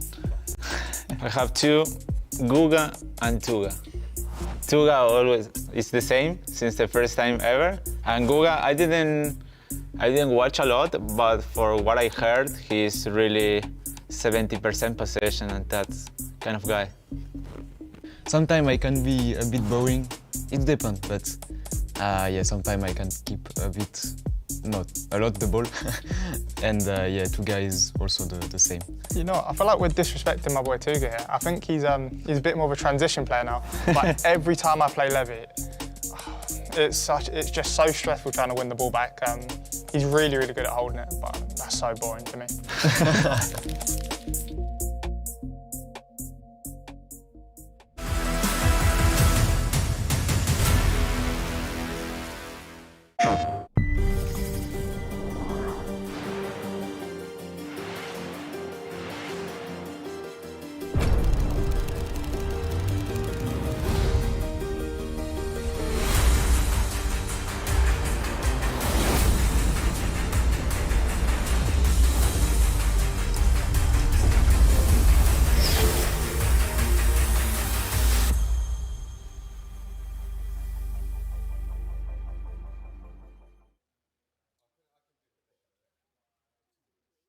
position.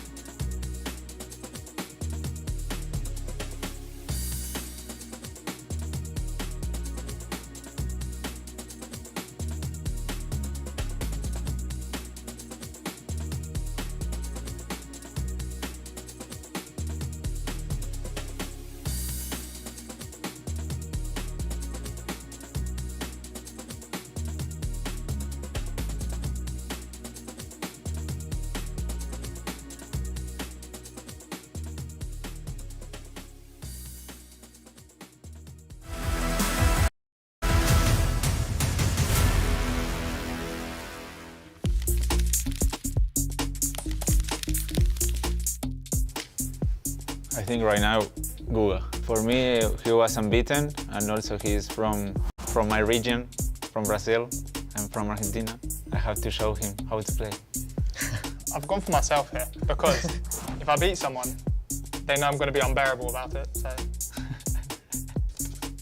Anders, I think everyone will say, like, everyone wants to beat him. Been there, done that this year.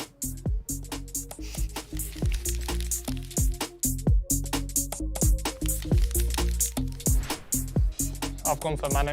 I don't think you win 2 World Championships, be the first one to do it in the era that matters, and you're not the GOAT. Hermes Dosari. Maybe a bit nostalgic, but I think he's my GOAT. I don't know. He's like old school guy like me, and I don't know, he proved it.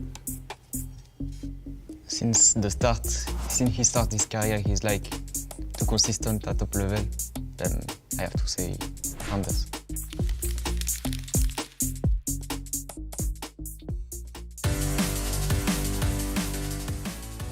Welcome back. Another brilliant round of games we just saw here in the studio. Nicholas, guys, he got a win.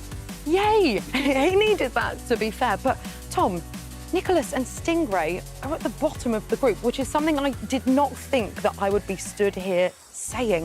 What is going on? Strange, because if Nicholas was playing bad, I thought Sting would be the one that capitalised on it. I thought he would go and win the group and run away with it. Both of them at the bottom of this stage. I mean, it's kind of a case of if you lose, you're going home now. And yeah. I didn't expect to be saying that. No, massive surprise in this group.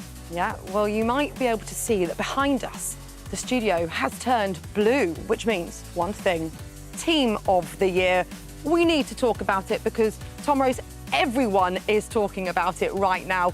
We can see here, we're looking at the attackers, the women's ones. Now, Rose, I'm going to put you on the spot a little bit. Okay. But if I were to ask you, which player in particular really stands out for you? Who's your favourite? Who are you going with? You know, this is really tricky because obviously there are so many amazing players in front of me, but I need to go with the people's champion, the one that everyone is choosing currently, Claudia Pina. She's everywhere. It had to be. It had to. It always is Pino. Yeah. In every conversation, FC26, it is Pino, and the Team of the Year is a massive upgrade. Yeah, her shooting, her dribbling, just incredible. And I think one thing that you can really point out with the playstyles is the Finesse Shot Plus. It's just, it's amazing. Well, shall we have a look then at her playstyles and attributes? I mean, talk to me. What are we looking at here, Tom? I mean, we look at the finesse, as Rose mentioned. I mean, this is the combination we're now seeing. Sorry, I've just messed that up ever so slightly. There's drawing all over the place. First bad stint. I think the finesse and low driven together, they are the two ways of shooting in this game. They're now combinations both be gold. You've also got tiki-taka and incisive. I think these two, basically with any striker, you need to have passing playstyles as well to release the wingers. So them two are really good. And then something that I really like is actually rapid and first touch. I mean, Pina, the argument before Team of the Year was that she might be a little bit slow. Rapid has brought her up to speed. She can now outpace defenders. And first touch means any pass she can control. I mean, it is the perfect combination. And we look into the stats, Rose, you said earlier, the shooting. Yeah, her shooting is, the numbers are just crazy. They are just so high up there. If I were to choose someone, I would be choosing her, no question. Okay, you know what? I'm sold. You've won me over. I'm with you. Shall we move on to the men then? Tom, who are you going with? We're going to have a look in a moment and see the attackers for the men's team. I mean, look at those players. I mean, unbelievable. For me, every year, Mr. Team of the Year. I think behind Ronaldo and Messi, he's probably got one of the most votes for maybe 6 years now. I think Mbappe's been in Team of the Year. It's the one all the time. You know what you're getting out of him. And 99 pace, finesse, quick step. Just exactly what we all need. Shall we have a look at his attributes then? What makes Kylian Mbappe so good, Tom Lee? I mean, breaking it down, for a striker, you need to be quick, you need to be able to shoot, and you need to be able to move. In particular, the agility and the balance is the key components of that. I mean, if you have all of them, Mbappe brings it all together with the stats. And then when we go over to the play styles, it gets even better. Some reason, I don't know what it is about Mbappe, but that rapid feels quicker than everyone else's. He's just so fast in behind. There's something that he has. Maybe it's his body type. Maybe it's the fact that he's called Kylian Mbappe. But his rapid is quicker than everyone. Also, quick step as well. Means he's off the mark straight away. I also like the outside the foot shot. I think the game changer. It does something in attack. It means you can finesse it, but you can also hit the Trivellas that we loved in FC25. Not many people can do it at FC26. Mbappe definitely can. Brilliant stuff. Well, look, I feel like we could stand here and talk Team of the Year all night long, but we have another round of games to get to shortly. But first, shall we have a look at the table and see what's happening? Because I don't know how good your maths is, Tom and Rose, but I'm trying to work it all out. And here we go. There we go, this lovely graphic here. OK, so Anis Badir, I mean, absolutely storming Group C. Unbelievable from him. Stingray, like I said earlier on, is now at the bottom. I mean, Nicholas somehow is down there as well. Do we think that we're going to see any big surprises in the next couple of round of games? Rose is like shaking her head. You know what? I think Anas, I think he's gonna continue to kill it, to be honest. I think that he is just showing out. His confidence is amazing. I think he stays up. Tom, I want to ask you, from a player's perspective, right? You're Anis Badir, you're coming into this having, well, you're sat top of the group already, beating some incredible players. You're an underdog. When he's come here today, is there more pressure on him because he's like, OK, I've done so well, I need to keep this going. He knows what it means. Or because he is the underdog, does it just make things easier? I mean, I agree with what Rose said, that I think he's going to stay at the top now because he passed the test. The first game was the test. He come in, as you said, he's now gone from underdog to favourite, and he played against Nicholas and he got a 90th minute equaliser. I think that is the test to pass. He's got there. And for me now, he goes the whole way. I think he will qualify. Will he win the group? I'm not sure, but he will be out of this group tonight. He's already passed the test with Nicholas. He's high on confidence. Underdog or favourite, he can do it either way. OK, well, we're about to see what happens in this next round of games. Let's head over to our casters, Brandon and Casey. Thank you so much. And look, this is what they're all going to be playing for as well. News fresh in off the block. The World Championships this year. People already qualified. Only 32 of the best players will qualify for this year's World Championships. It is back, of course, at the Esports World Cup in Saudi Arabia and the Riyadh Boulevard. July 22nd to the 26th of July. That's where they're going to be. Anders Vergang is already there tonight, Case. We'll find out another player that will be guaranteed to be there. That's just days off the back of the...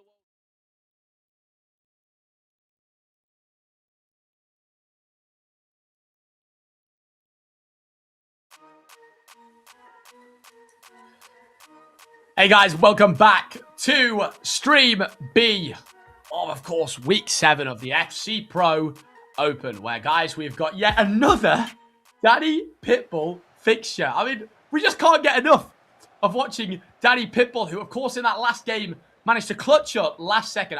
Do you know what, guys? I've had a little sort of 10-minute break here just watching the main broadcast. I still can't really believe what just happened there. I simply cannot understand how that game finished in a draw.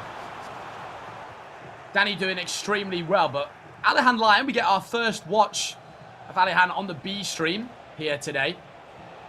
And we know one of the most fierce attacking prospects in all of the FC world, to be quite honest with you, is the best way of putting it.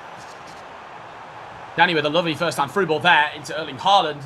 Be really interested to see who can take this one. Guys, we're getting into the real crunch fixtures. Round 3 always sort of feels like the biggest round in terms of shaping up the table as much as possible. At the end of this round, we're really going to see who's looking like they're going to sort of qualify for that top 3, as we see a nice finesse there from Alihan just past the post there from Danny Pitbull. But as you can see, yes, points as they stand. Of course, you know, let's not take anything too much away from these current games, as they've literally all just kicked off. However, that table is about to chop and change a hell of a lot to see who makes that top 3. And of course, Danny and Anas Badir fighting for that top spot to see who secures the World Championship place, which of course was literally just announced there on the broadcast in July, the 22nd to 26th, should I say, of July. Absolutely sensational stuff. Now, are we going to see a lower scoring round than last time, guys? Because honestly, we're having insane score lines all night long so far. Now, we know FC 26, there's a load of goals in the game now, just simply due to the fact that keeper movement has been nerfed massively. So it's so much easier once you're through on goal to score a finesse shot or score a low driven or any type of finish you want to do for that matter. Bicycle kick, whatever you want to do.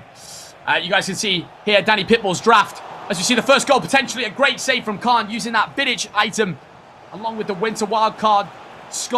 Jill Scott, she's got amazing playstyles, guys. Definitely an item worth looking into. Vitinha in a centre midfield in the 4-3-1-2. And then Wilson and Erling Haaland up top, who, of course, we've been seeing at that back post.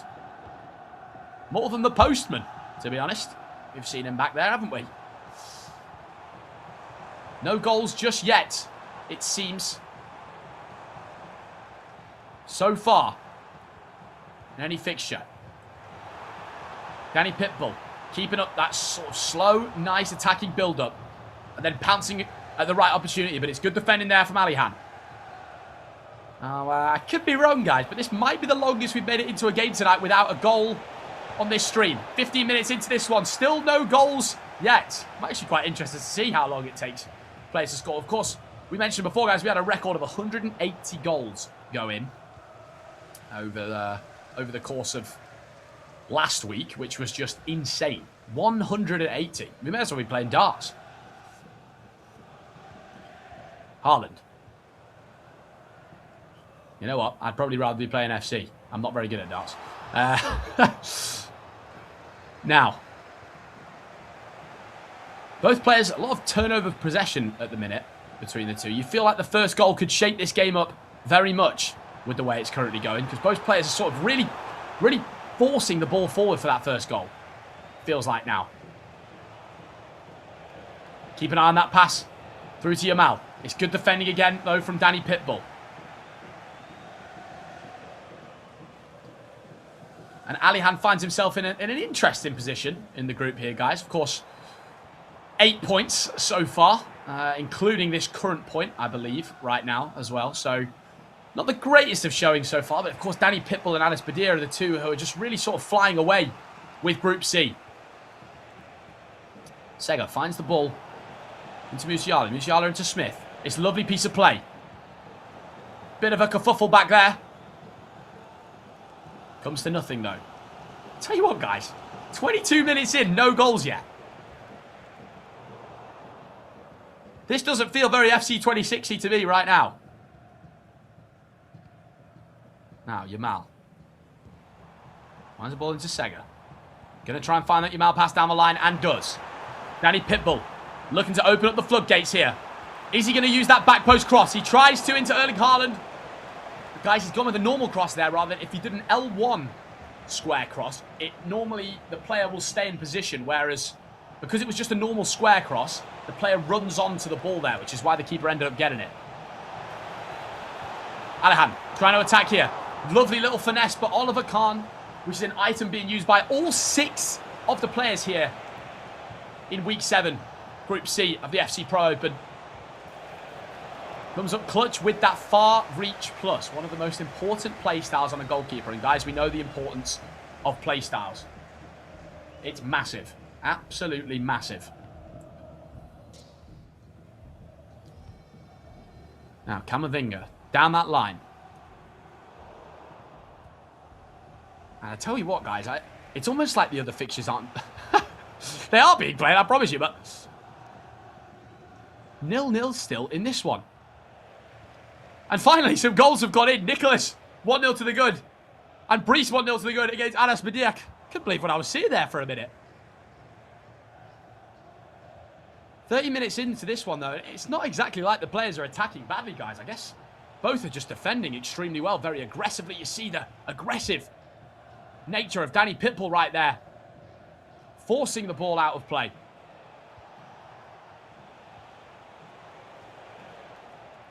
Sega. Ball won very nicely there. When will we see the first goal in this fixture? Because it'll be a big one.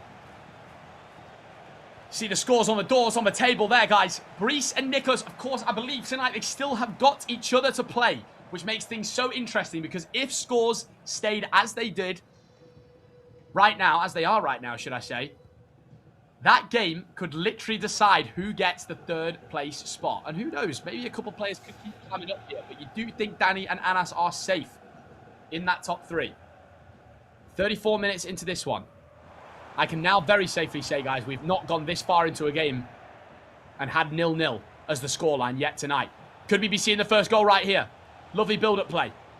Surely, this is looking dangerous. This is looking really dangerous from Alihan Lyon. Twisting and turning with Musiala. But again, it's good advanced defending. However, the free kick is given. Now, I tell you something, guys. If Alihan Lyon has done his homework here, the teacher's going to be happy. Our survey says, good save again. Thought there was a chance of going over the wall there. Goes for the far post. And Oliver Kahn with that far reach is there once again. Schellin finds the ball into Smith. It's another finesse tried, but I'm telling you guys, the far reach of Oliver Kahn is keeping that goal very safe. Danny with the ball switched out wide into Camavinga. Doesn't force that ball into Erling Haaland. Nice slow play here. Abeli into the box. Sega, we know Danny's been so good here in these situations today. And finally breaks the deadlock 39 minutes into this one. Puts himself 1-0 to the good and keeps the calm, composed celebrations going. And finds himself, as it stands, back at the top of the table in that World Cup spot. The FC Pro World Championship. You see, guys, maybe thought he was going to turn back inside there. Decided to pull back out to the edge of the box into Sega. Finds the ball into Wilson. And the low-driven finish is lovely there from Danny Pitbull. Excellent play. And we find ourselves with 3 players now in the lead over all 3 games. No more draws going around as it stands. Nicholas, 2 goals to the good against Stingray. And Stingray's tough day continues. This should make it 3 losses out of 3 on the day and would almost mathematically, I believe, put him out of a chance of making it through to the next stage, which is really surprising. I thought Stingray was one of the players almost guaranteed to at least get a sort of top 3 spot with how well he's been performing. Breeze 2 goals to the good there against Anas. That's not what Nicholas wants to be seeing. But it is exactly what Danny Pitbull wants to be seeing in terms of securing that first place position for the FC Pro World Champ spot. And I'm telling you guys, Danny Pitbull right now, I know you're seeing a really sort of calm, composed man when he's scoring all his goals and he's reacting. I tell you something, if that man makes it into the World Cup, the FC Pro World Championship, you will see an outpour of emotion from a fantastic human being that we have to say Danny Pitbull is. Nicholas, 3 goals to the good against Stingray there, and he's showing every reason why he's ranked as the world #1. This group's starting to get extremely exciting. You know what? It's been exciting all night long. Haaland running down the line, using that rapid plus play style. Yamal trying to find the angle, maybe looking for that back post cross again, but Haaland isn't really in the position right now. And that'll be half-time between Danny Pitbull and Alihan Lyon. Safe to say our lowest scoring half-time scoreline of the day, ladies and gentlemen. 1-0 to the good is Danny Pitbull. Alihan Lyon, of course, representing RB Leipzig. And Danny, Novo Esports. I mean, Danny Pitbull, let's just... I mean, he's been the talk of the town on the B stream here, guys. We've had 3 fixtures out of 3 be Danny Pitbull. And it's been a pleasure to watch the man's gameplay.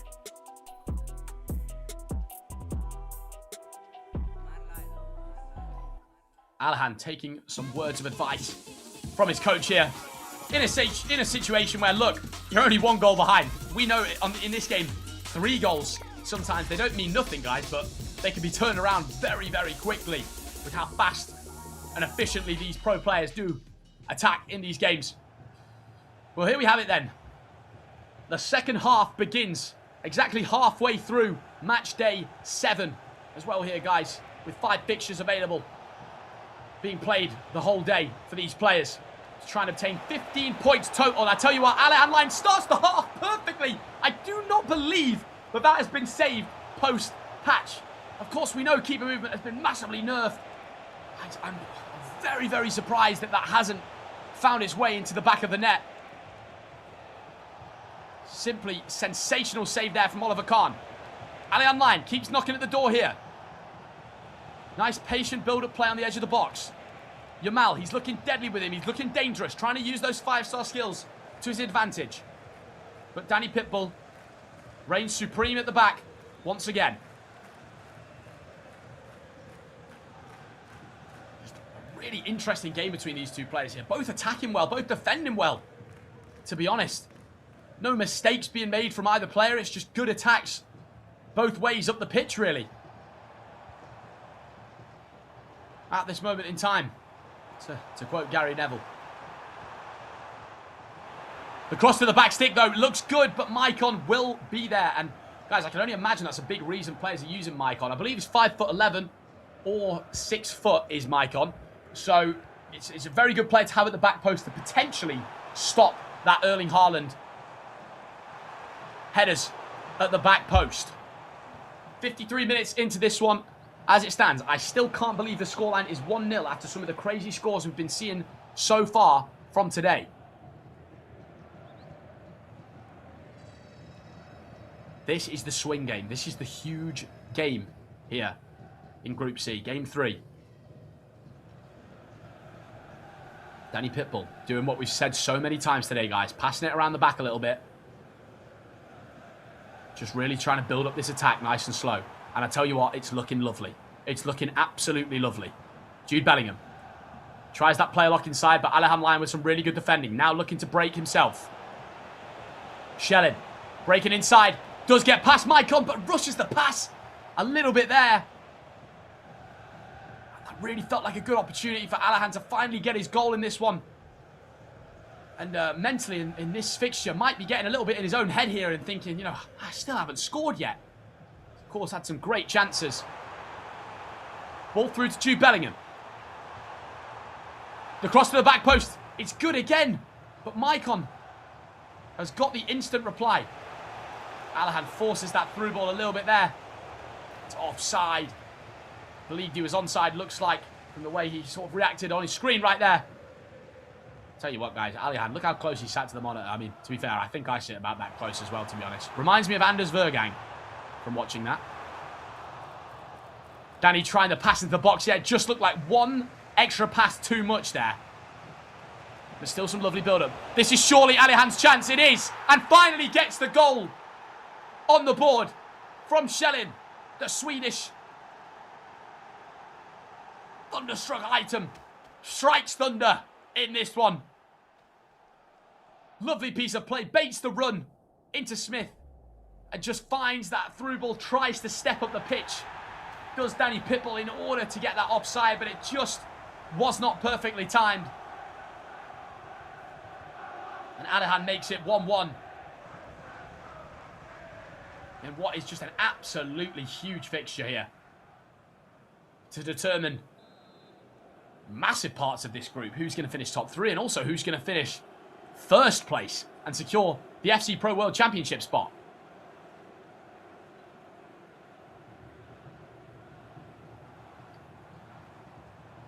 Are we going to see a swift reply from Danny Pitbull? I think we just might. Round the keeper potentially decides to go with the shot straight away, and Oliver Kahn is the player of the match for both players so far. It's another mistake in the back. I don't believe what's happening on the screen. Slightly sort of frantic approach there. You can sort of see Alihan very animated while playing right here. We just got to calm it down a bit here, guys, but it all just feels a little bit hectic at the moment between these two. Jude Bellingham finds the ball into Wilson, the low-driven finish. It's off both posts, as if the Carnage couldn't get any crazier here. I do not understand. This is almost comedic to commentate here, guys. It's in both posts. Apologies, I'm getting a bit overexcited, but this is one of the most mental 1-1 games I've watched of FC 26 in a long time. The finesse, the save again from Oliver Kahn. Both players unbelievable.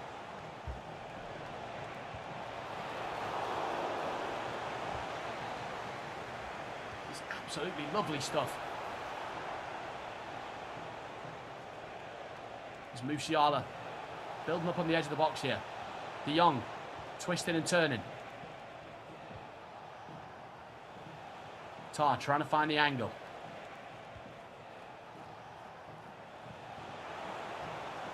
Schellin on the edge. Can't actually believe that this game still says 1-1 between these two. And I want to say a massive shout out to both players because they are playing some unbelievable stuff. I've never been so entertained at a 1-1 game of FC 26. And as we see, the scores on the doors in the other fixtures here, guys. 6-1 to the good is Nicholas. And I tell you something, he's really coming for that top 3 spot in the group. And it was a day needed for Nicholas after such a tough first week.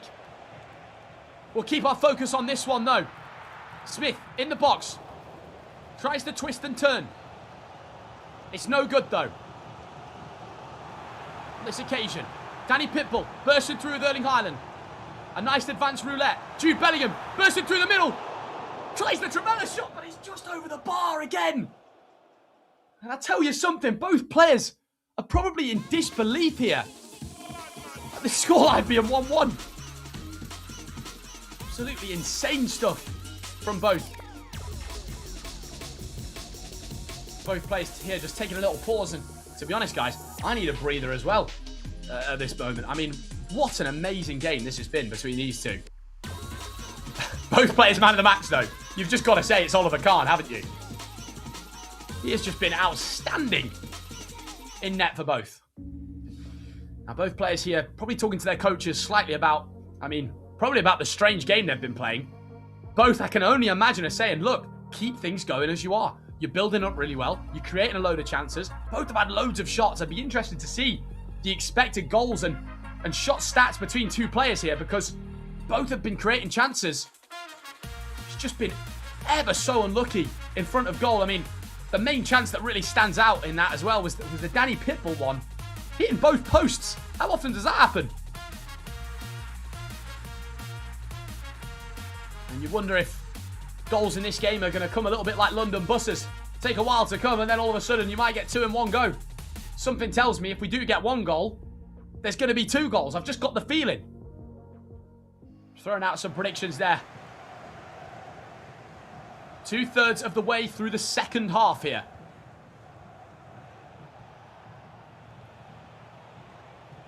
And I'm so excited for this last 15 minutes.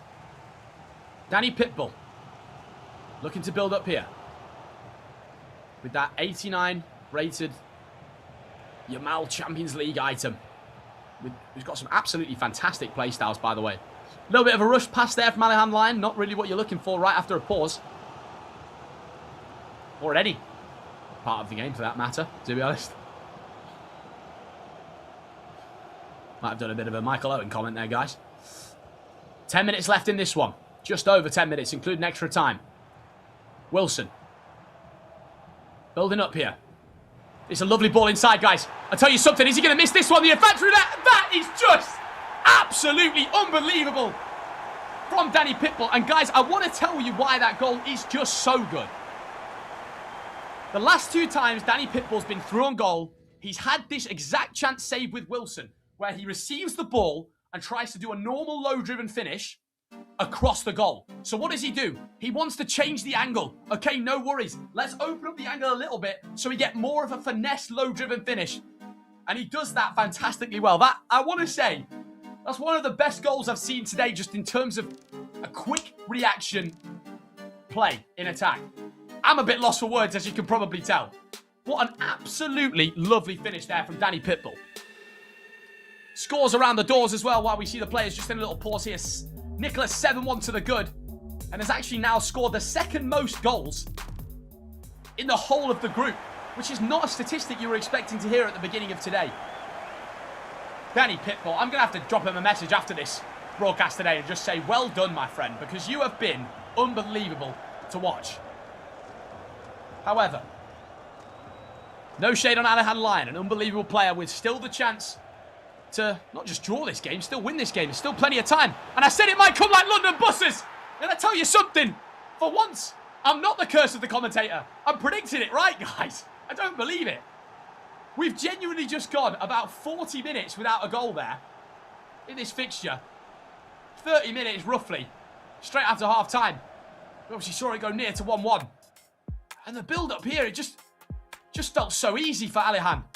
Just a really nice little build-up into Yamal there. Triggers the run, pulls the run back, and then the finesse into the far corner is absolutely lovely.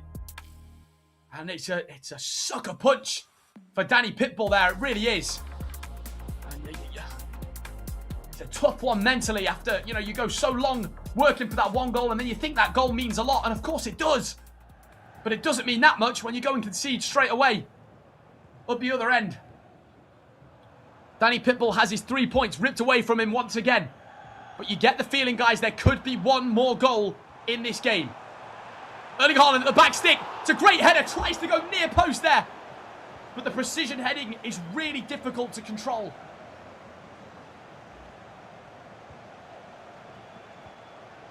'84th minute here. Really high press from Danny Pitbull.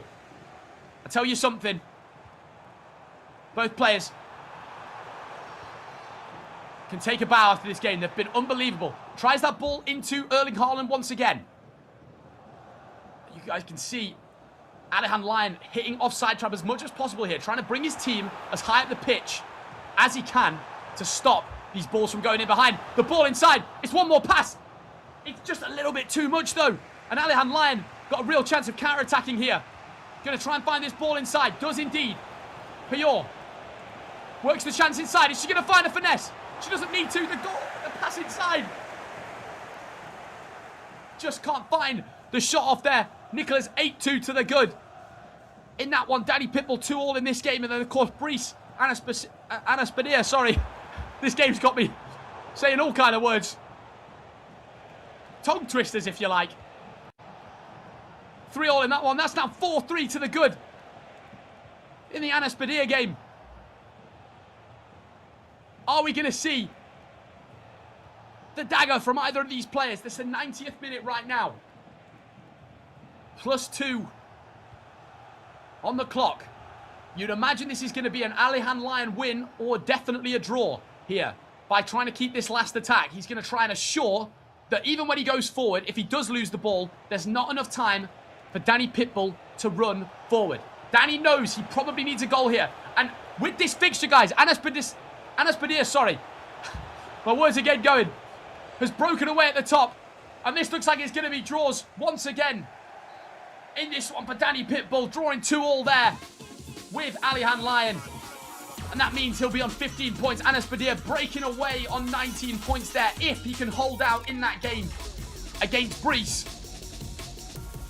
4-3 to the good as it stands in that one. And this table really starting to take shape here to see who is going to be qualifying for it. And I tell you something, that Anas Badir result is huge for Nicholas in terms of potentially making it to the FC Pro Finals. Played next week on the 26th of January. Well, guys, more crazy games on Stream B here. We'll throw it back to the mainstream and we'll see you back on Stream B for round 4, of course, to live commentate. Depending on how many goals are scored, it's very much in his favour to make the FC Pro Open Finals. Because even if he is to lose his last 2 games, it'll all depend on Brees, really.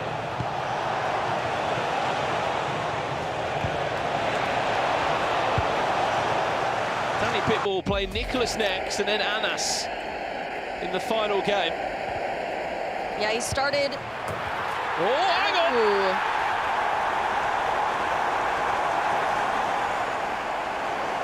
Well, Danny Pitbull will be happy to see that. It will drop the gap between him and the Egyptian, who's just above him. Just 2 points it will be now, the gap.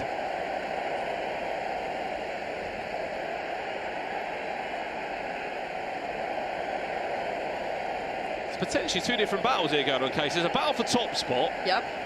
And there's that battle for the 3rd spot very much open. Yes. As we see the replay come in there, Sophia Wilson again ties it up. Hanging in there in this match.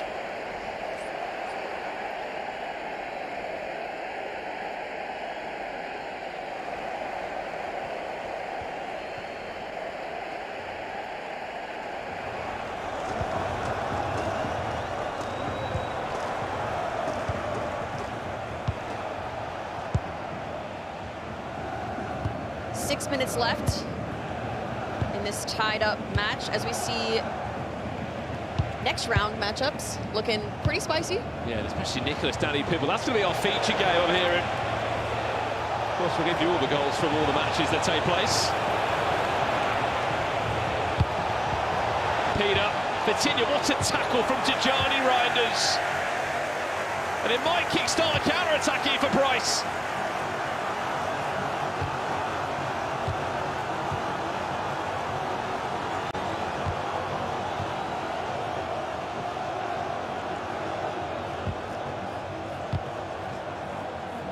It will be enough time for one more attack. 32 games left in this round. There's Nicholas who's beating Stingray quite convincingly, but that goal score could be huge for the tally come the end of round 5. Just a minute left. What is going on here? That's brave. That was very dangerous. Very, very brave.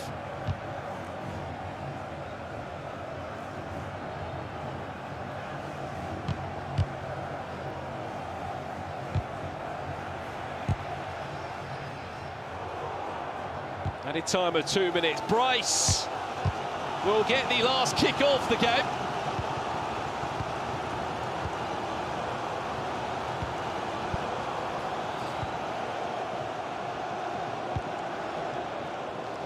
And we'll still get a chance here of Ousmane Dembele. No, he won't. That'll do us. 2 draws in that round, Case.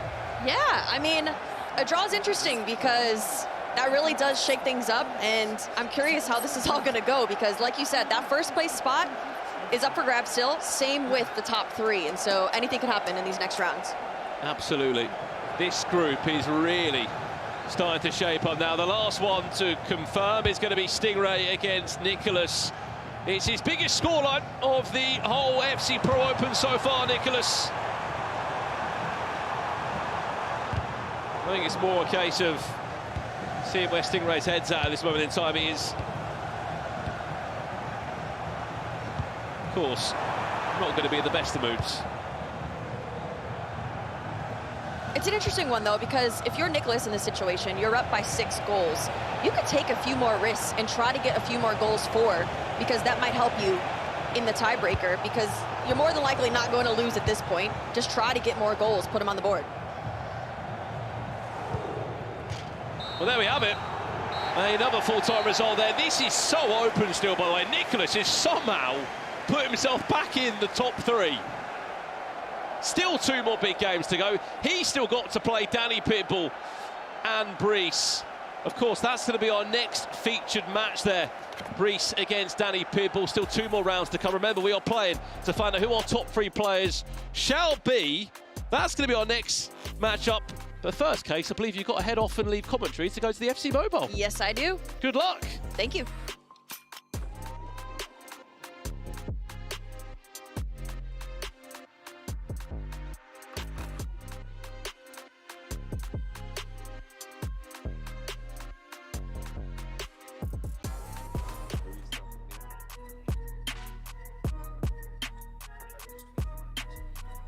Okay, we are going to have a little look, I believe, at Group C's table, because this is so exciting. Hello, Casey. Hi. You ran over here so elegantly. Casey, Rose, big news. Anas Badir, I believe, has gone through, qualified, right? I mean, look at that. He is going to be absolutely thrilled, and fair play. I'm just going to give a little clap. Round of applause. Round of applause. Unbelievable stuff. The underdog is on top, Rose. You know, I just want to say, guys, I called it. Wait, what? Did When? you? Hold When? on. Where's the Here's the evidence clip of this? You know, it was off camera, behind the scenes. If you heard me, you'd believe me, but I did call it, okay? Right. Okay. Is this because you two are now friends? Because you were chatting earlier on, having a lovely catch up? We go way back, yeah. Yeah, if anything, I helped train him to get to this point. So. Yeah, all right, all right. Casey, Stingray, right at the bottom, 6 points. I mean, I'm really surprised, I'm not going to lie. We've seen so much of Stingray Jr. over the past few years. We know what he's capable of. He knows. He's a very, very confident guy as well. But, I mean, it's kind of crazy that he's right at the bottom, isn't it? No, this is a complete surprise. If I would have ever guessed this, it would not have happened. Even from week 1, I would not have thought this was going to happen. But again, bottom, and then especially to lose in that manner to Nicholas as well, 8-2, that's a tough one to go for. Well, guys, I'm going to interrupt you, okay? Oh. Just quickly, because we're going to talk about FC Mobile. Now, the first week, guys, I played this game, and I was insane. Oh. We're here with Casey and Nicole, and they are going to be playing this game during the break. Now, the one thing I want to say is that there's 2 Americans up here. I want to be the better American, so I'm going for Nicole. What? So, that's not very nice. guys, bad. let's get to the break, and we'll see who wins right afterwards. Oh, Lord.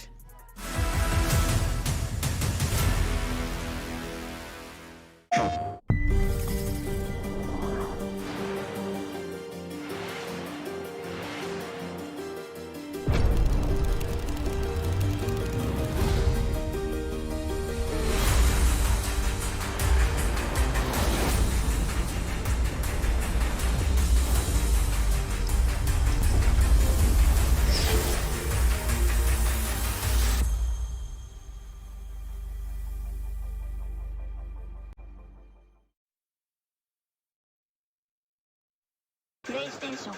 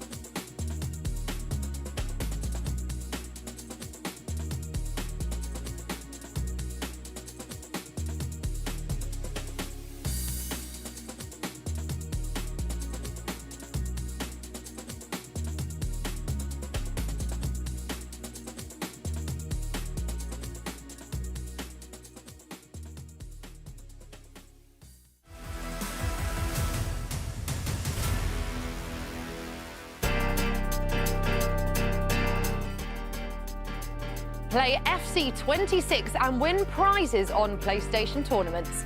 To sign up, look for the in-game PlayStation Tournaments button or head to the FC26 Game Hub. Bring your best squad, show your skills and compete for prizes and more. Okay, Casey, Rose, before the break, we had a go, right? Myself, Casey, at FC Mobile. I'm a bit embarrassed with how I did. I'll be honest with you, Casey. How did you get on? I think I had 4. Okay, that's good. I would have hoped to do better. I was really hoping to gun for Texas 9. I was going for 10, but we And you didn't were even a hit little my short. 7. I think we can see the highlights here. I mean, fair play. But, oh, God, is this... I was getting angry. We are so locked in. I didn't think I was actually particularly competitive. And I was like, yeah, whatever, I don't mind. And then absolutely raging. I'm going to blame the phone and not me. So it does mean, Casey, you got 4, right? We've got our jazzy leaderboard over here. I want to say one thing. Yeah. I do think it was a better 4 than FG's. Okay. So I go above FG. Yeah. Yes. I had players FG's not for the here, goals, so it's okay. sure. Let's just move Grabison 3. We'll move FG down. So Casey, well done. Thank you, thank you. I've heard, and Ryan Pessoa is probably watching this broadcast. Now I heard that Ryan got 2, but it's not here on the leaderboard. Weirdly, what's Ryan done with like it? tossed it away. He definitely hit it because he didn't want the world to see it. But yeah, it's a bit embarrassing that. Also, how on earth did Tex get 9? No idea. Like, what? Is He's that just possible? different. Yeah. So I am going to be honest. Let's say that I did 3. We'll go. We'll take it. I don't know if we had. I don't think we showed my highlights, funnily enough. So I think with I saw Gravison. 3. Yeah, I do think I saw 3 happen. It happened. yeah. Great, thank you. If you want to have a go as well, and trust me, you do, because it is a lot of fun, then scan this QR code on the screen right now. And I mean, maybe you can do better than I did. Trust me, it's not difficult at all, really. I wonder how some of these guys would get on. I mean, we need to talk about Anas Badir. I know that I have mentioned his name approximately 37 times in tonight's broadcast, but it's because he's been so impressive, and I do love the underdog story, and I know you guys will, and I'm sure everyone watching at home as well. He must be so full of confidence right now. He's walking on, what's the saying? On air. Walking on air, Casey. We'll go with that one. And we can see some of his highlights here from round 3. Absolutely. No, I've been so impressed both of these 2 weeks because, you know, some people are saying week 1, maybe it's a fluke, maybe he had a lucky week, but he has been consistent. He brought it over into this week of events, and he is beating some of the top-tier players. A lot of the games have been very, very close, but it's those games that you have to show how clutch you are, and you somehow bring it back in the games, and that's why he's number 1 in the group. And it's a statement, isn't it? You know, and it's not a fluke. It's not like just one game and he's beaten one of the best in the world. He's been consistent, and that's just unbelievable, and it kind of shows that you never know what might happen here. I think the one thing that I can really put out there is that whether you're a casual enjoyer or you are watching 24/7 and looking into the analytics of everything, he has made today so exciting to keep up with. I mean, I'm just kind of on the edge of my seat the whole entire time seeing what's going to happen next. Yeah, who else has impressed you in particular today then, Casey? I'll go with Brees because first week was tough for him. He was not in that top 3, but now he's fighting for one of those spots. We obviously saw him in the World Championship Grand Finals last season, and so we know he has the potential, but today he had to bring it back, and he's doing that. I think it must be really hard, though, for some of these players that, and you know, we use the word underdog, but Brees last summer at the World Championship, I mean, he surprised everyone there. It must be really difficult. You've got to really be able to keep cool, keep calm under immense pressure as well. And in an environment like this, I mean, the studio is incredible, but it's intimidating as well for these guys, isn't it? Especially if they might not be so used to this. Yeah, I mean, I feel like we were kind of nervous to play FC Mobile. Like, imagine playing the massive game there, like in front of everyone, and so much riding on top of that. I wouldn't be able to do it. That's why I'm not there. That's why we're standing here, exactly. Right, Casey, it's almost time to kick off the next games. I think you've got to run over because you're casting, aren't you? You're right, correct. All right, good luck, enjoy. Well, Thank you. Off you go. Tom, over to you.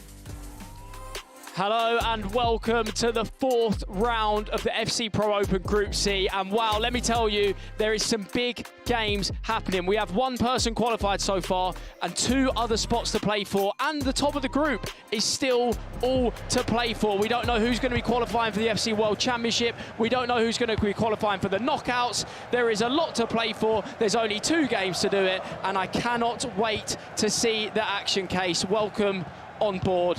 It's going to be a good one. It is absolutely going to be a good one. I'm excited. These are the games where it's all boiling down to what matters. Those top spots, top 3, and then obviously we're locking in that World Championship spot as well. But I do think that things could move around. There's a couple computations. You know, I'm not really good at math, but I'm seeing as the groups add up all those goals, because obviously goals scored is going to be really important as well if there's any ties. So we'll see how it all plays out. Yeah, we are going to be seeing a lot of movement, people. So strap yourselves in, get your popcorn, and get comfortable, because this group is going to be turning every minute with the way these games are going. Danny Pitbull and Nicholas both still in contention. Nicholas has fought back from the depths of despair as a creative run gets him in early. Bonmati with a cheeky chip, and he goes 1-0 up. Nicholas is catching fire at the right time. Absolutely, he has to do it. He has no other option. We don't see too many chips in these competitions, and so I like the variety of goal-scoring methods that we see from Nicholas here today. As you see the replay come in, it is the Ballon d'Or winner, Aitana Bonmati, cheeky chip over the goalkeeper, puts him up 1-0 versus Danny Pitbull. And for you guys watching at home, keep your eye, I mentioned it earlier in the broadcast, the Nicholas creative runs are on a different level. Every time that striker is triggered, slight movement into the creative run, so effective, and always gets him the goals. We see Shellin put Anas 1-0 up. And remember, guys, Anas is still playing to top the group. He's qualified, he's into the knockouts, the first bit of his objective is done, but he's playing for that all-important World Championship spot. Could you imagine a World Championship spot secured on January the 19th? As I see the replay come in there, Shellin, Anas looking for that spot. Like you said, last time those two played, Anas did win 8-4 versus Alihan, so we'll see if he's able to hang in there and make the same result. I mean, it plays on people's minds. I think as pros, you're aware of your head-to-head record, you're aware of the last time you played, you know certain styles might impact you more than others, and that will be playing on players' minds here. An 8-4 loss. You'll be thinking about it, you'll be analysing it. Obviously, the game has slightly changed from the last time these all played with the big winter update patch that arrived. But still, there'll be that personal vengeance to come back from. But Nicholas here, I mean, he was the talk of the town for all the wrong reasons a few weeks ago, and he's now starting to right them wrongs. And we could see a great escape from the Iceman himself. I mean, the chat voted earlier. They said that Nicholas will come back, will qualify, even though he was only on 3 points when we put the poll out there. The chat believes in him. They believe in the Iceman. To the B stream, where, guys, we have got yet another fantastic fixture right here. Stingray against Brees, back here on the B stream, guys. Both players we've seen in action today, and we've had some very interesting results going around. Of course, Sting had a really difficult day so far, just coming back off the loss of 8-2 against Nicholas, which is not a scoreline you ever want to happen, to be honest, at any point, especially being 8-2, and the jokes that can be made with that. Nicholas, Stingray certainly will be looking for that to not happen again in this game. We've got hands up here from Brees. I think we've got a little bit and bob going on potentially here.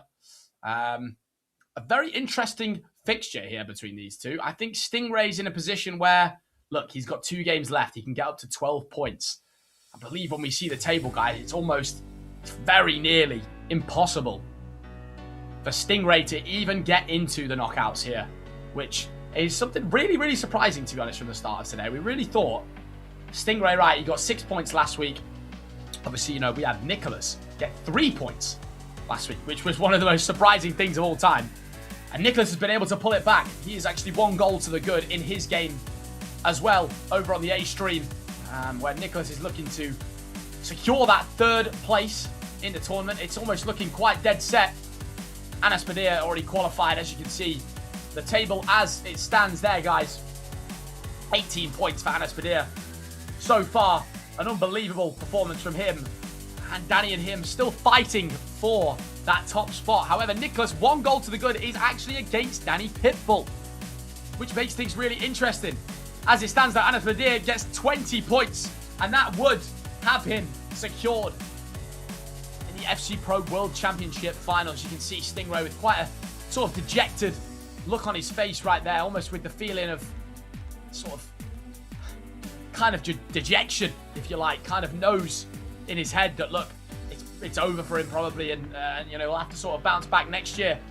He can make it back to the FC Pro Open. So much tough stuff for these players. Such a high level being played here that, look, there's only so many spots to go through. I'm sure they'll all feel disappointed at certain times, but you have to remember the level of FC that these guys are playing. I imagine just a little bit of technical support these players are getting here, and we'll be back underway extremely shortly, I would imagine here. Looks like the players are just sort of agreeing on whose kickoff it is or whose ball it is there.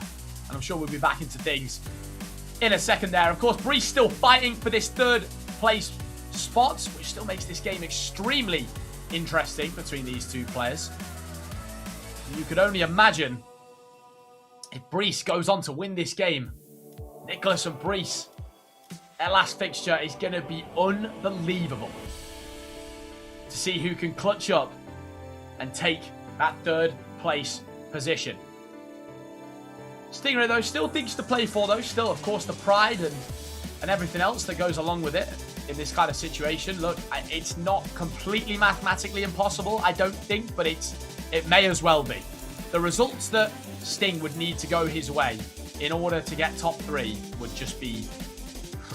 I can't even compute them, guys, to be honest. Looks like the players are about back underway here, both about to get back locked in to this game. In here, we've got Breece with a little spud to the coach, ready to lock back in. And of course, with the way the table stands now, Anas Padilla breathing room on Danny Pitbull. If he wins that game, it will be over. It will be all she wrote. He wouldn't even need to play that last round, and he will have his World Championship spot secured, which is just insane to think about this early into an FC season. And actually seeing some highlights from Anas Padilla. I believe he's gone 3-1 to the good in his game. I believe he has. As you can see right there, Anas Padilla 3-1 up against Alihan Lyon. Attacking with just pure fierceness. See Breece returning the ball there. Kicking the ball out of play. There's Breece. You got Stingray kicking from left to right in this one, guys. And Breece in the white kit. Kicking from right to left. Let's see how this one goes then. Now, a bit of an interesting game mentally, this one is for Breece, just because you kind of know you're playing against someone who is basically down and out of the group. They've not got much chance at all of getting that spot, but you know, they're still going to try and play their best FC. They're still going to try and perform at the top level, because you never know. You never, ever know. In FC, that's for sure. Yamal running down the line. Twisting and turning. Absolutely lovely play from Stingray. Looks like he's dancing in the box. But they've turned the music off, unfortunately. Zico. Some lovely first-time passing here from Breece. We've been seeing this great attacking all day long from him. Schellin. Working the chance in the box. Nice bit of twisting and turning. Probably needs to recycle play here and does.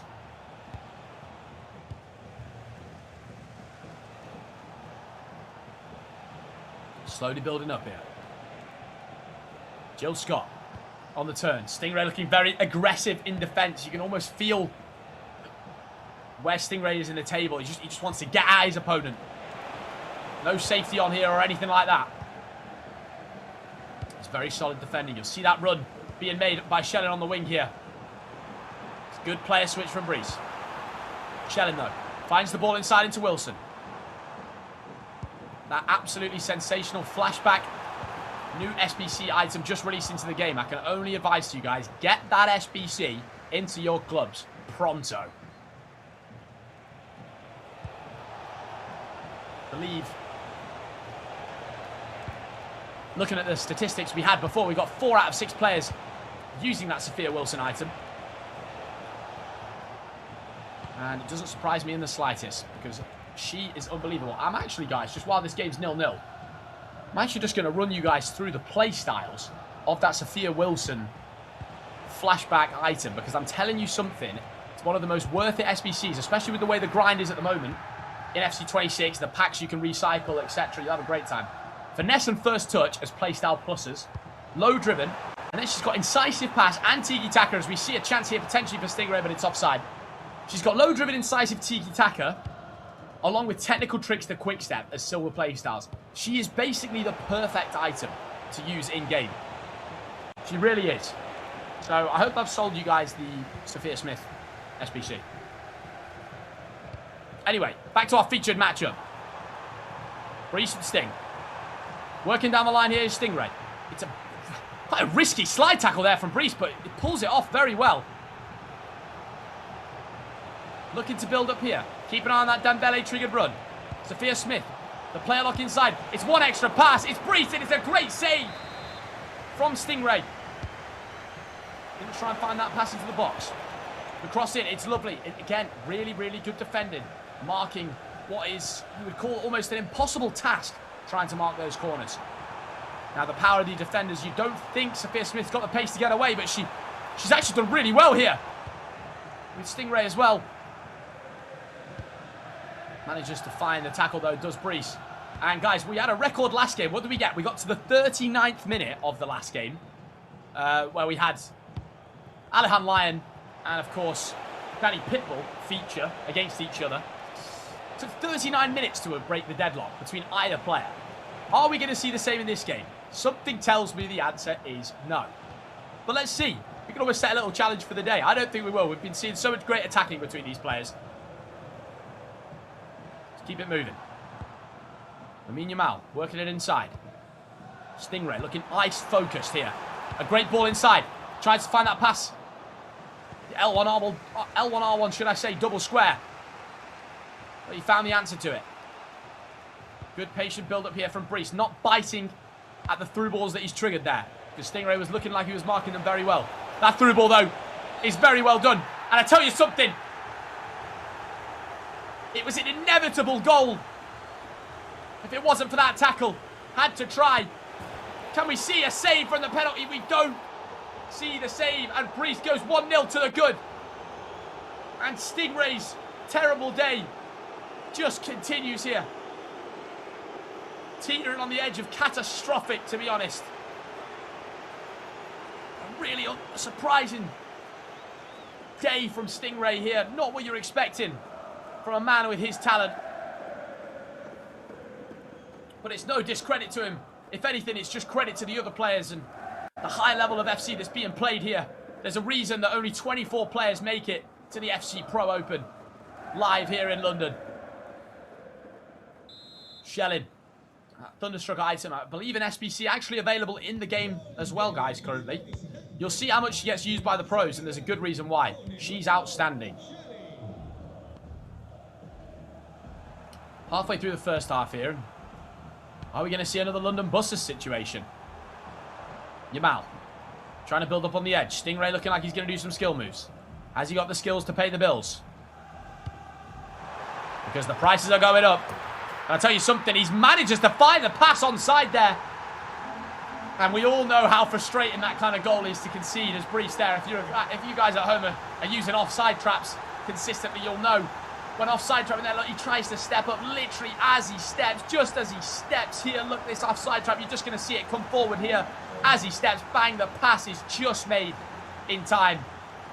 And Sophia Wilson finds the easiest finish of the night. And a frustrating one for Breeze to concede. And the London Buses happen once again, guys. We just see it quite often where players are fighting for a goal for a while. As soon as one goes in, the other just manages to claw one straight back. I truly believe it's a big sort of mentality thing with players in FC. And as someone who's played the game for years as a pro player, I know that for sure. Sometimes you score and you start maybe doubting yourself, or you start thinking, oh, what if I go and concede? And then you almost talk things into reality. Good play from both players so far, though. And when we get the scores back on the screen, guys, I'll be interested to tell you and update you on current fixtures. I've got the H stream up here as well, actually, and I can see Nicholas is 3-1 to the good against Danny Pitbull in his game, which is just making that top 3 spot more difficult for Brees to obtain, especially with drawing even in this game as well. Anas Badir actually 5-4 down against Alihan Lyon here, which really spices things up. In creating that 3rd place, opening it right up like a can of beans. Now this ball inside is going to get played. Is Stingray away? Yes, he is. He's going to get a shot off potentially. No, he doesn't. Brees brings the goalkeeper out in excellent fashion and had a little sort of head bob there in celebration. That through ball to Bellingham looks on to me. Decides not to play it. Jill Scott with a through ball in. Oliver Kahn is there once again. And how many times have we said that today, guys? With players attacking with extreme pace here. Shellin on the finesse. Oliver Kahn stands strong once again. And Alihan Lyon in his game is 5-6-4 to the good, should I say. Which means if Danny Pitbull could get ahead against Nicholas, we could have that chance of getting that World Championship spot again, but Nicholas is looking really good in his game. Back to Stingray Brees here, our main featured game here on Stream B. Hope you guys are enjoying the FC Pro action live here from London. We see the ball inside from Stingray, and when we saw that earlier, we saw it earlier, we've seen it again now from Stingray. The ball roll finesse is just outstanding. And Brees finds himself in a really difficult position here. 2-1 down, but plenty of time, of course, but I can only imagine the frustration. The double triangle looked almost offside. I can almost imagine Brees was feeling that was offside there. The ball roll finesse, though, from Nicholas. I'm sure he has scored some ball finesses, but this is Stingray. Ball roll finesse from Stingray there. Just excellent stuff. It really is.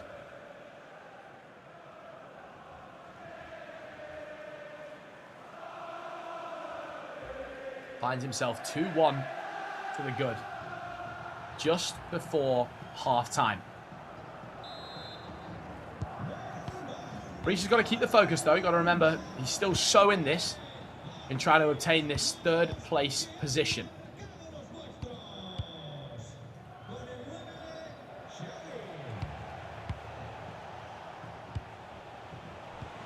Brees trying to build up here. Can he have the swift reply of his own? He doesn't. Stingray shuts it right down. Stingray going to try and find that ball out to the wing. Sophia Wilson, she just looks far too quick. Where are you going to go, Brees? Not to the right place. And I tell you what, that ain't the right tackle either, because it's a penalty to Stingray. Having a little laugh there and a giggle is Sting.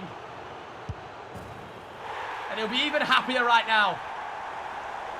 You can see the relief on his face of that one going in there. Little slam dunk celebration as well. And over in the Nicholas game, guys, it's 4-1 to Nicholas in that one.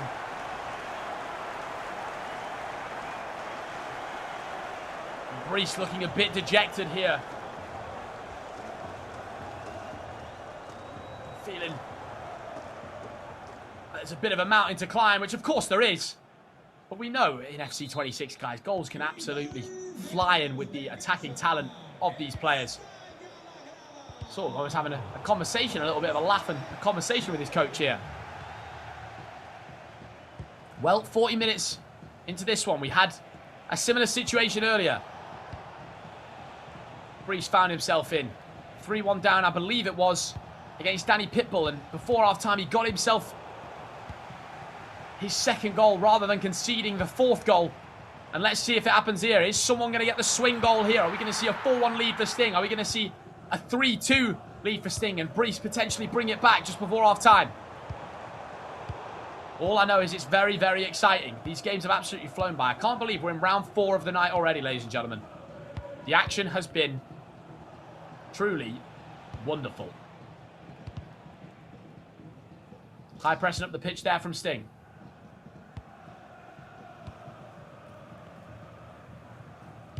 And you do just think to yourself, Sting's found his rhythm a little bit in this game.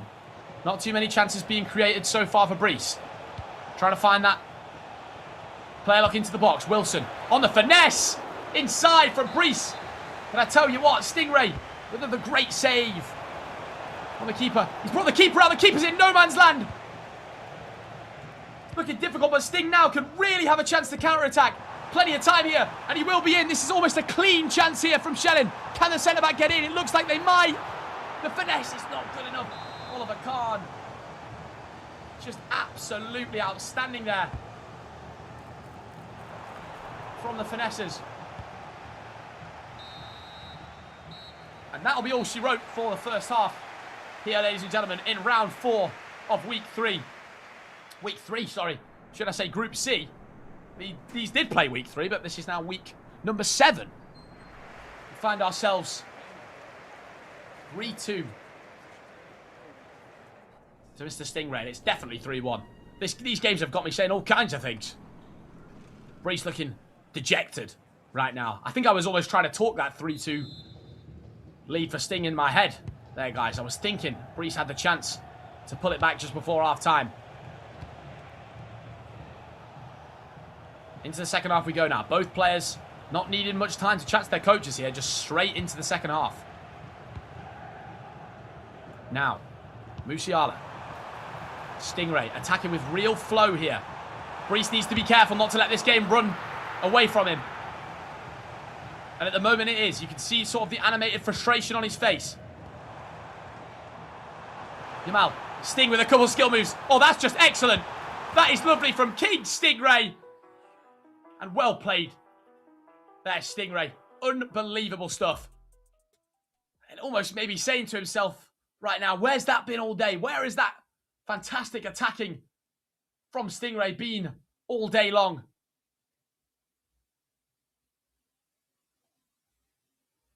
Really, really brilliant attacking there from the man.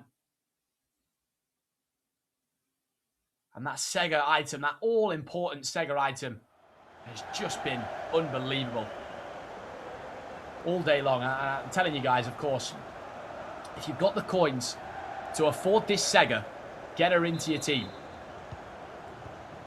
Incisive, tiki-taka, pinged pass, and of course, intercept plus as well. Now remember, guys, the teams that all these players are using today have a budget of 10 million coins. So you might see a couple Team of the Years dabbled in here, but you'll notice there's no Team of the Year Mbappe, there's no Team of the Year Pinners, even just because these players are taking up too much of the budget.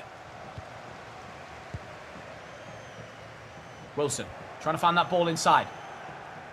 Stingray with a very, very healthy lead here, and I can give you guys an update on the table. It's all looking very close. But Anas Padilla is on 17 points, looking like he's going to lose to Alehan Lyon. Danny Pitbull, 15 points. Nicholas, 13 points. Alehan, 11. Brees, 10. Stingray, 9. This group has become extremely close all of a sudden, with all different types of players taking points off all different types of players. You would not have expected Alehan Lyon to win that game against Anas Padilla after the performance he's had thus far. And I tell you what, that third place spot is still available for loads of players. We've got the table back up on this stream here in Stream B, guys, here, just so you can see of it all available to you. Crazy stuff. That's a great finish there from Shellin. An unbelievable finish from Shellin at the back post. Alehan Lyon now 9-5 to the good in his game, guys, as well. Brees getting one back here in this one against Stingray. Is it going to be enough, though, to mount the comeback? Well, he needs this one at least to start it. He started climbing the mountain, but he's currently trying to climb it in trainers. Maybe not walking boots. Mountain boots, should I say. That is quite the interesting analogy there, guys. More importantly, we're seeing a fantastic game of FC between these two players.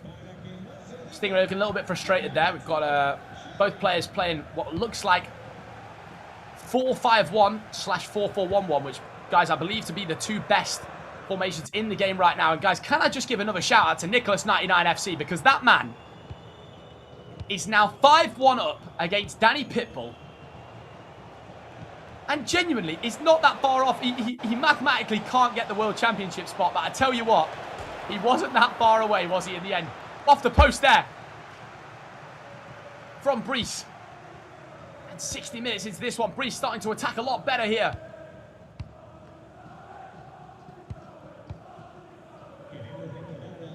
Stingray looking to get a reply goal of his own after Brees got one back. Keep an eye on that Bellingham run through midfield. Bellingham gets there. Almost doesn't even realise he's got the ball. He doesn't believe it, Brees. The shake of the head there. Absolutely unbelievable stuff. I tell you what, if Brees was to win this game, it would all come down to that last fixture. Stingray with the first time through ball into Yamal. It was not onside.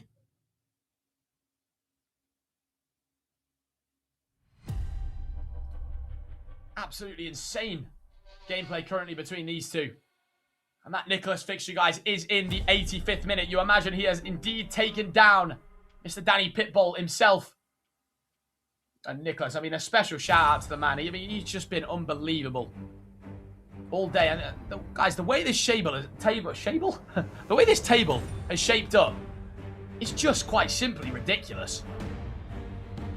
3 players, it looks like, able to obtain that third place spot with results as they stand. I can tell you guys now, mathematically, Nicholas has had a fantastic day, and Stingray will officially be going home from the FC Pro World Championship. Mathematically, he cannot make it into that top 3. Even with a win here, he could score 68 goals. It doesn't matter.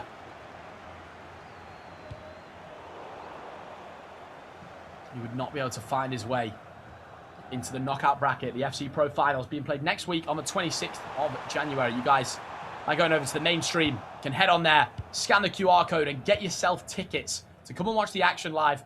And as mentioned earlier on the main broadcast, you guys have got the chance to potentially get a free Team of the Year untradeable item into your club if you head over to the FC Pro Finals being played in London. And come and watch the action live and direct. Now, Zico. Brees with a nice slow build-up. Lovely ball inside. The finesse from Wilson, but it is offside. Almost halfway through the second half here. And can I just mention here, guys, Anas Badir, 46 total goals scored. But I tell you something, Nicholas up to 44 total goals scored here. Stingray offside once again. The lino's probably annoying both these players at the minute. Been difficult. Zico going to find that pass into Jill Scott. Has she got enough time? Yes, she does. It's a great tackle, but that might be a red card for Stingray. We're going to have to wait and see here. What decision has the referee given? Is this a red card? It's a yellow card. He has the player right next to it. You almost can see that both players can't really believe a red wasn't given. You see the animation. You see the raise of the eyebrows there from Nicholas. In disbelief there that that wasn't a red card. And Manika behind Brees here. Just in disbelief there. That wasn't a red card. However, these pro players, guys, I tell you, they're lethal at free kicks. You can only imagine this is going to end up in one place, and that is hitting the back of that net. Let's see what we've got then. Zico. Smash. Whoa. Fantastic save there from Stingray. Tries to find the ball into the box. Doesn't. And now Stingray has a real good counter-attacking opportunity. Starting it off with Musiala's Thunderstruck item. Finds the ball inside. Some lovely play here from Stingray. Twisting and turning around the defenders. Like he's on a Sunday morning stroll. Brees trying to work the ball inside. Isn't victorious there. And Maicon, who's just been fantastic for so many of these players today. That item manages to clutch up once again.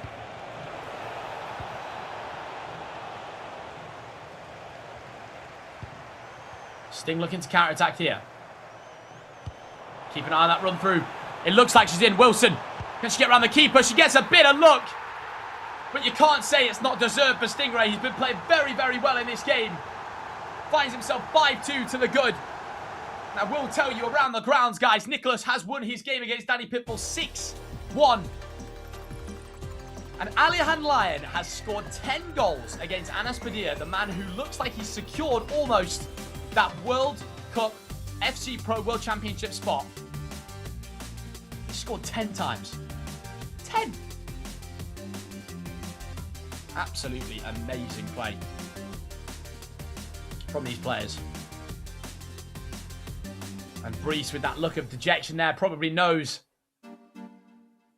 he's done everything he can in this game, but barring a crazy comeback, that'll probably be his journey of FC Pro this year over. Of course, guys, it's only the first 3 places in the group that will be getting a spot at the FC Pro Finals next week. And Sting speaking to Edu, his coach there. Just looking for a bit of potential advice of how to close this one down. Close this one out, should I say, as well. And we've actually got another goal in that Alihan Lyon game. He's now breadstick 6 up, should I say, being the number 11. Right, Brees, what have you got for us? Live and direct here on Stream B. We need something, and we need it now. It needs to be quick. It needs to be efficient. And that's the hard part, guys, about obviously having to come back late on in the game. You don't get that freedom to sort of build your attacks up quite slowly. You've really got to be very efficient and attack quickly. Stingray, though, opening up all the gaps. It's opening up like a Chinese takeaway on a Saturday night.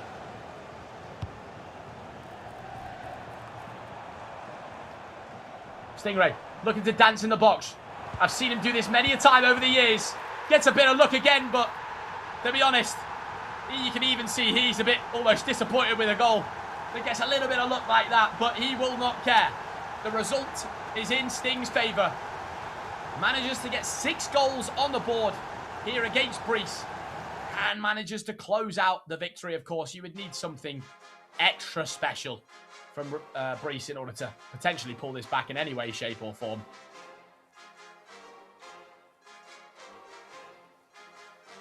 And just pure frustration for Brees there.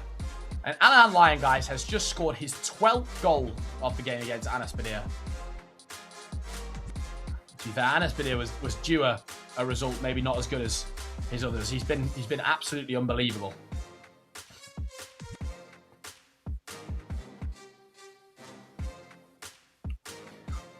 Brees then just chatting to his coach, just a couple final words before closing out this one.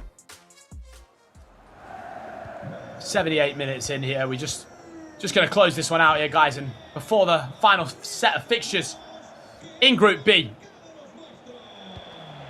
which are going to, of course, determine everything. They're going to determine who the top 3 players are to get through and, of course, who will get that World Championship spot.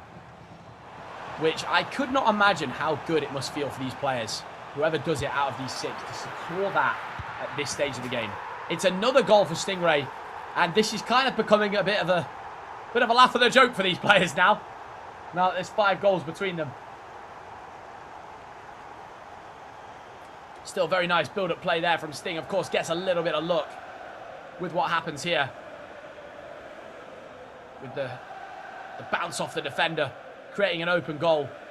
But there's still a bit of work to do there, guys, of course, for Stingray, because, of course, precision shooting that was introduced into the game a couple of years ago, you have to make sure you aim properly.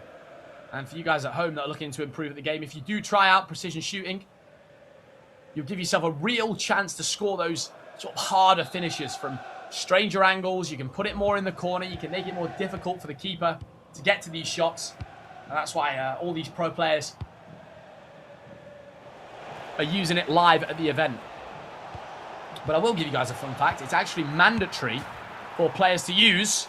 Hello, we get a little goal there from Brees. It's actually mandatory for the players to use precision shooting. As soon as you go onto the competitive match set, the players are just on precision shooting no matter what. And you see almost a sort of sarcastic, if you like, celebration there from Brees. I've just sort of like, well, I'm here, look, I finally got my third goal of the game. Stingray looking a little bit disappointed there, but look, he can have his head held high after this performance. An absolutely wonderful performance there from Nicholas in this game. I've said Nicholas again. And Nicholas did have a great performance, though. I was just checking out his result from Stingray.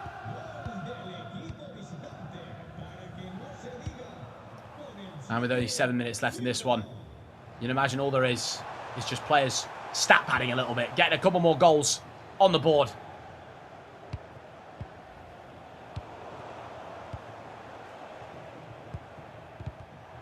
And Stingray just looks like he's having fun in attack here. Just looks like he's unlocked the potential we know he's got in attack.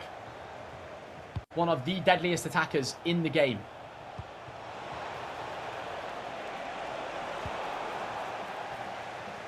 Brees looking to get one back there, but some good defending there from Sting. Just a couple of minutes left in this one before, of course, we get our final set of fixtures on the way very, very soon. Some nice fake player locks from Stingray there, showing every reason why he deserves to be at the FC Pro Open. And fair play to everyone in this group now, because they've all taken games off each other now. Every player's done really well. See the nice play there. The little Berber spin, the fake player lock from Wilson, which means the defender sort of backs off Wilson a little bit there in order to try and mark the pass. Does Brees. And Sting gets his goal to make it a 5-goal cushion in this one. And Sting now probably reality setting in after realising he's got the result in the bag, that there's not going to be enough for him in this last fixture coming up for him to make the top 3 spot, which is heartbreaking feeling, of course. But we know Stingray will be back at other tournaments. We know how talented of an FC player he really is. Brees here, building on the edge of the box with Zico, but it's just simply not enough. You'd imagine about 3 or 4 minutes of added time here, guys, to conclude this one. We have got 4 minutes. Can Stingray make it 10 goals in this game? He can't even make it 9.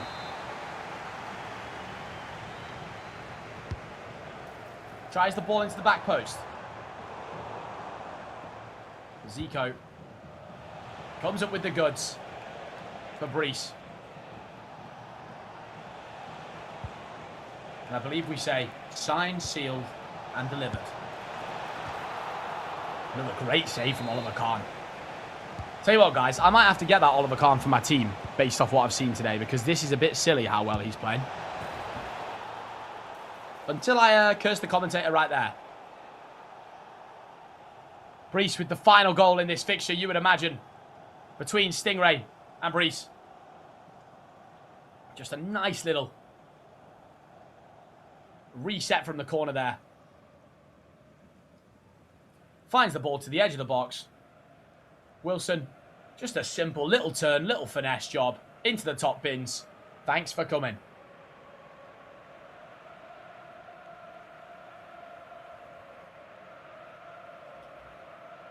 But for Brees, it still looks potentially possible. But he would need results to go his way more than ever. He really would need results to go his way more than ever. He'd need Alihan Lyon not to clutch up, and he would need to score a hell of a load of goals against Nicholas here in this final game. That concludes that one, ladies and gents. 8-4. Stingray gets his first 3 points on the board for the day. And just a nice little embrace between the players there. Some lovely stuff.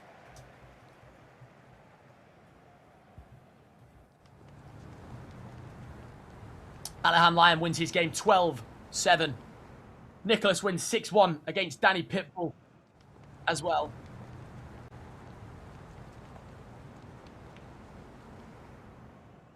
And a great result there for Stingray. Well, guys, we'll be back on Stream B after a short break here. Don't go anywhere. We're going to see who can conclude this Group B.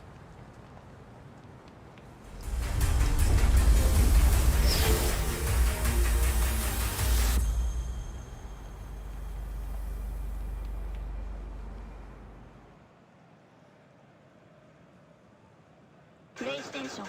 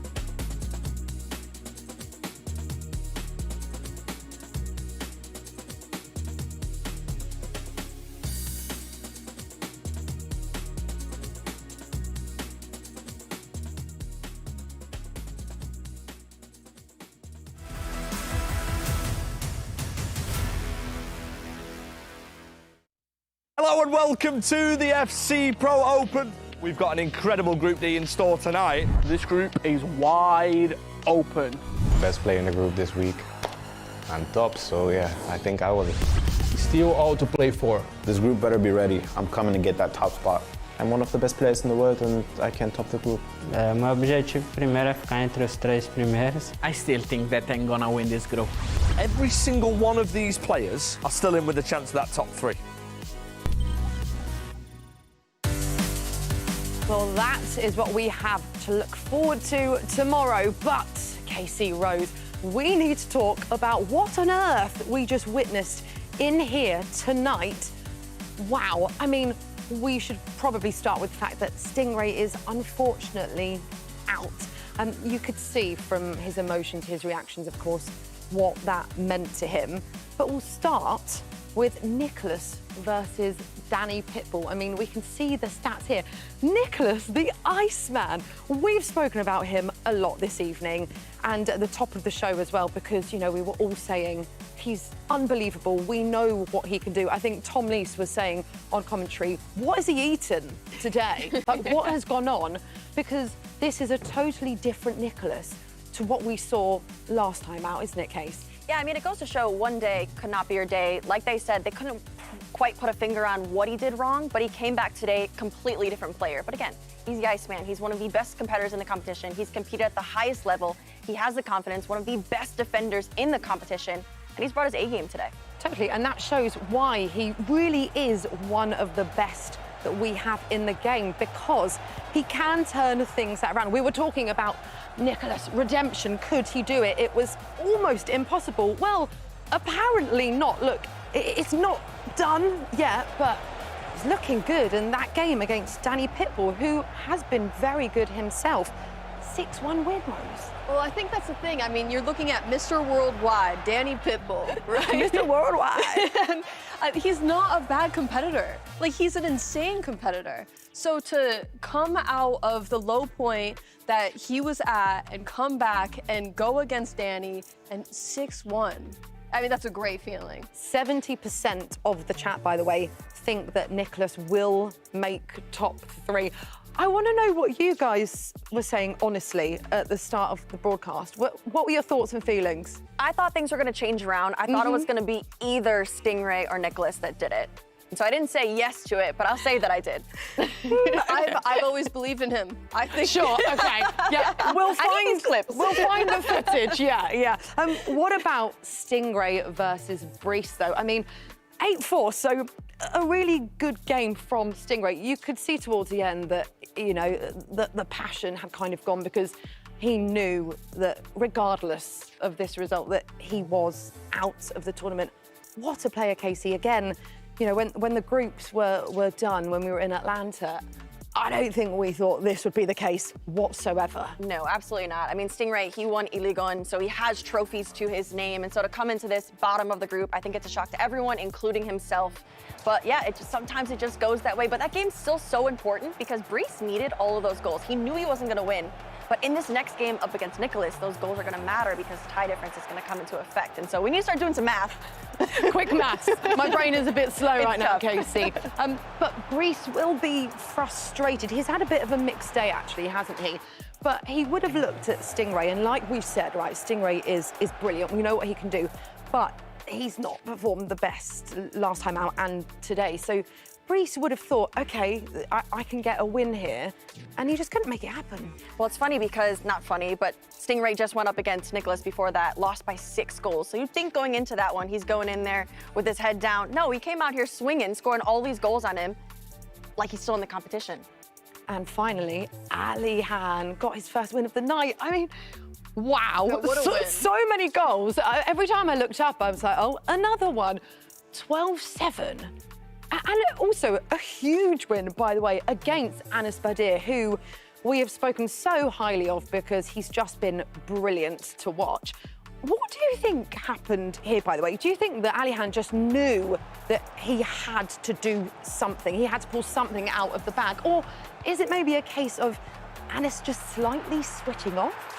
Yeah, I mean, the first half here, it was actually really, really close. I believe there was only 1 goal between them, but something switched on for him in that second half, and it was like a ball rolling down a hill because he just continued to push, and he never let up. He never let up. It was full consistency there. I mean, we don't see a lot of celebrations for him. I was going to say... He scored 12 goals. Let's get a celebration. So calm, but I guess he can't celebrate yet because it's still all to play for, but that makes it so exciting. This next round of games, this last round of games, anything can happen, Rose. I'm getting a little too emotionally invested in it, I think. Like, it's genuinely pulling at my heartstrings. I don't want to really see anyone lose. So if you see me crying by the end of this, like, please ignore it. Okay, we're going to give you a moment to get yourself together, and we're going to head to our casters. Brandon and Tom, over to you.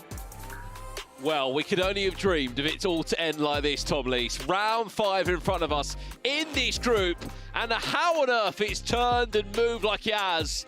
I'm all for it. I mean, there's so much to play for in this last round, isn't there? I mean, we were due a group like this, let's be honest. The first time Anders run away with it, Emre come in like, yeah, we get it, you two are the best players in the world. Now them two are out of the picture, we've got a group that is really, really tight. I did think it would happen in one of these Pro Open groups, and Group C is where it's happening. Absolutely, look, we are all for this. This is going to be quite the ending here. And it could be quite the start, as he's just offside. Anis Badir, he's on for a World Championship ticket. He wants to be the first African player there in this year's FC Pro World Championships. We've seen the dates, it's July this year, back in Saudi Arabia. And he wants to be the 3rd player, alongside Emre Yilmaz and Anders Vergang, to book a ticket there. But Danny Pitbull, Tom, could very much also be there as well and steal that ticket from him. I mean, I can say I know how.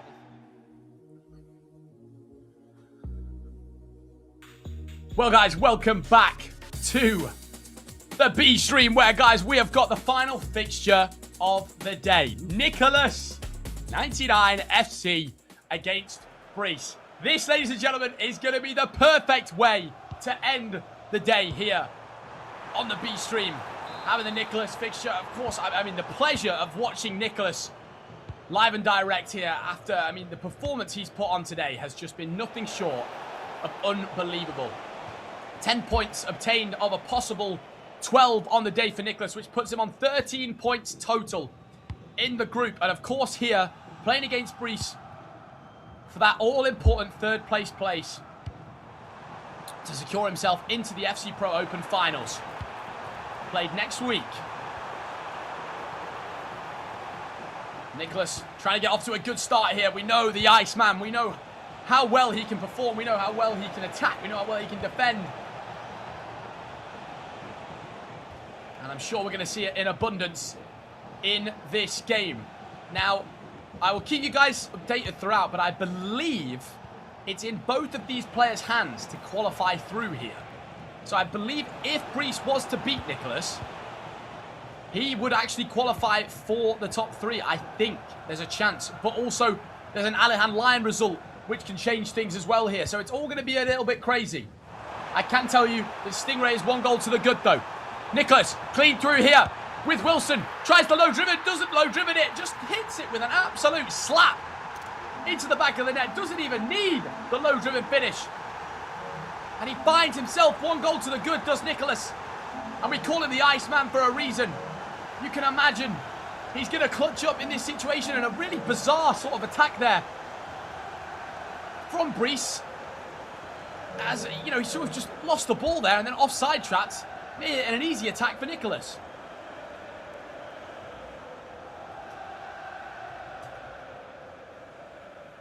Crazy stuff. And guys, I will keep updating you throughout of everything going on in the other fixtures as well. We've actually got Stingray 2-0 to the good against Alihan Lion. We've also got Anas Badir 1-1 against Danny Pitbull.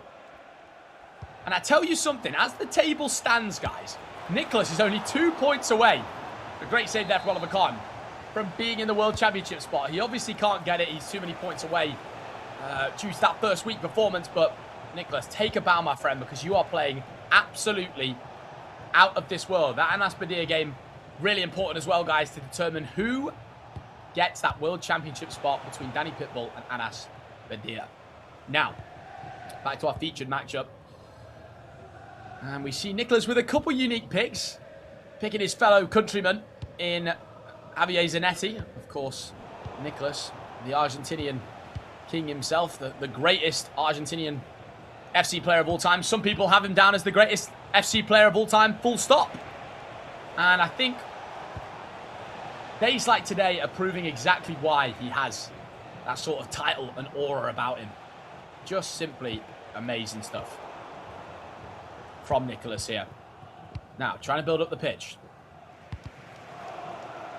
Looks for that Williams pass down the line.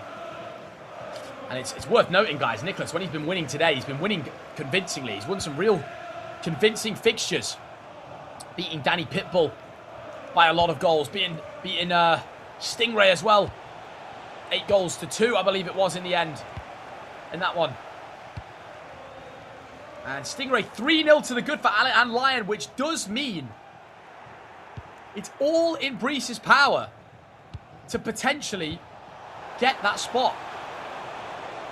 But he needs something special. He needs to score a hell of a load of goals against Nicholas here.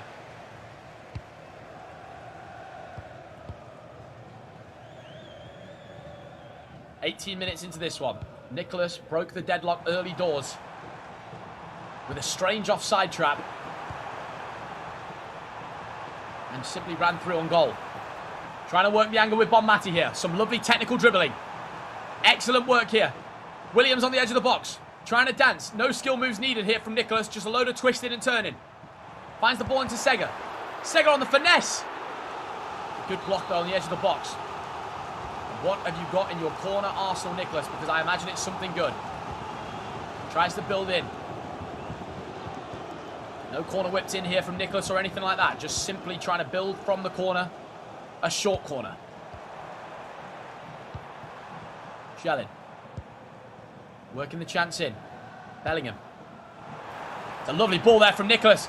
Can he get round this last defender? He certainly can. The step over is just unbelievable.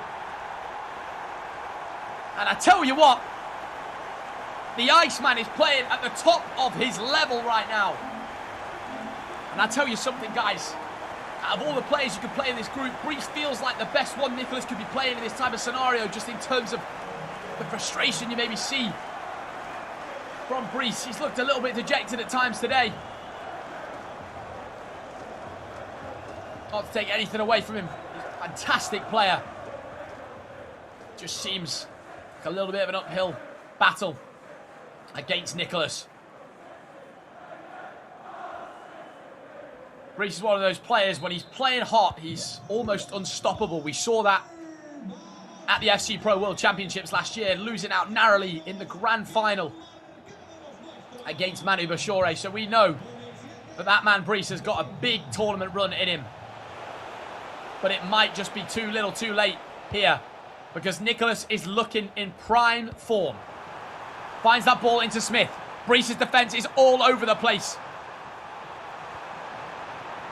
Trying to work that ball inside, doesn't find it, unfortunately, for Nicholas.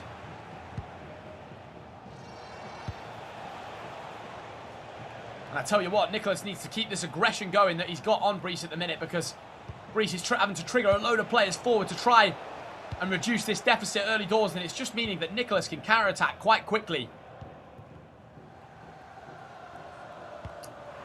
Danny Pitbull versus Anas Badir, still 1-1. That is on an absolute knife edge to see who gets that FC Pro World Championship spot. What an exciting end to Group C here, guys. Honestly. Nicholas is in behind. You can only imagine he doesn't miss this one. But he does. Oliver Kahn running out there, and Brees, it's a really sort of frantic fixture right now, guys, honestly. Extremely frantic.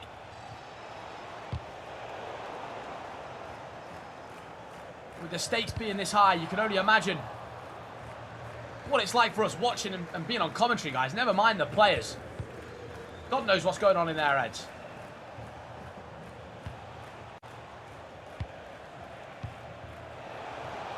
Nicholas trying to defend.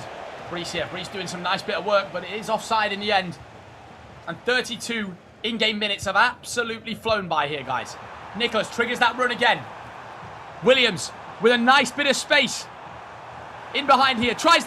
Works the angle. Oh, it's just unbelievable stuff there from Nicholas. How much do we talk about with Nicholas? Doesn't need to do a million skill moves. Just a couple twists and turns. Nice bit of ball rolling. And he finds many an angle. You see it again here, the left stick dribbling. Something EA have brought back into the game this year fantastically well is the left stick dribbling. Makes it really, really enjoyable to attack. Sega, a lovely interception there. You see the intercept playstyle plus being fantastic there. Nico working more chances. It's looking good. He's going to look for that finesse. No, he's just keeping that left stick dribbling going. The player lock inside. Tries to get 3 goals to the good there. Brees looking for that pass inside. Might get his first goal of the day here. I think he's going to. But it's last-ditch defending from Nicholas to stop the chance. And wow, I did not expect that to not go in. Both players creating more and more chances here. Surely the goal is coming for Brees, and it does. It felt inevitable. It felt on the way. And he gets the goal on the board. He's going to need a hell of a lot more where that came from if he's looking to find his place into the FC Pro Finals. Scores on the doors around the grounds as well, guys. Alihan Lyon, 3-2 down now against Stingray, so he's pulled that game back a little bit. Anas Badir, I can report to you guys, is 2-1 to the good, which means he will be securing his spot in the World Championships if scores stay the same. Nicholas 2-1 up against Brees here, and massively in the driver's seat of this World Championship spot. Sorry, should I say, Pro Open final spot.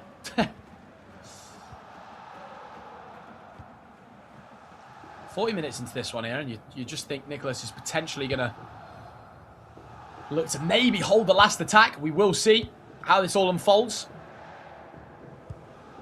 Bellingham. Nico triggering some beautiful runs here. Breach with some good defending. Absolutely insane level of FC been played here today. Bonmati finds it into Sega. Wilson. Twist and turn on the edge. We've been talking about it all day. Nicholas, that, my friend, is one of the most high-level goals you will see. Ladies and gentlemen, you might look at it on the surface and think, looks like quite a normal goal. It's just the way that he twists and turns outside the box, baits Brees in massively there. Just keeps turning, doesn't need to do every skill move under the sun. Finds the ball inside. Brees a little bit too over-aggressive in defence there. And concedes just before the half-time break. I can tell you guys, Anas Badir drawing 2-2 with Danny Pitbull now. Danny finds a goal back in that one. Which means that World Championship spot is completely up in the air between those two. Nico, 3-1 to the good now, just before half-time. Gets the dagger of a goal right before the half. And can he find the ball back one more time here? To potentially score another one before the break. The great part is, we're going to find out now. Wilson. Turning on the edge of the box. Turning unbelievably well. Dembele. Tries to find the finesse in the far corner there, but it's a good save from Oliver Kahn. Whipped into the box. Is he going to get a goal? Yes, he is. From the corner. But we keep speaking about... Guys, why every single time before half-time is the scoreline 3-1? And we talk about either a player going 4-1 up or a player going 3-2 up. It's just happened so many times tonight. I feel like a broken record. You see the corner technique, though, coming in there from Brees. Finds the player lock inside, and Schellin has just absolutely thunderbolted that into the back of the net. The scorelines around the board, guys, read 3-2 to Nicholas against Brees, of course, here. 2-2 in the Anas Badir Danny Pitbull fixture. And we've also got a draw going on currently in the Alahan Stingray game. 3-3 in that one. And another interesting little statistic for the day is that Anas Badir is the first player in the group to reach 50 goals. 50 goals he has scored total over the 2 weeks. Which is pretty outstanding, if you ask me. Nico just having a couple words with his coach here, as is Brees. Just having a last bit of advice before half-time ends. And guys, I want to thank you all for joining us for the action that we've had this week. Of course, seeing 3 players secure their spots into the FC Pro Finals, who currently, as it stands, are Anas Badir in first place, getting the FC Pro World Championship spot, Nicholas and Danny Pitbull as well. The thing that's massively in the balance here is the chance of Danny Pitbull or Anas getting that first place spot, which we'll keep updating you with constantly throughout this second half here on the B stream. Here we go then, Nico.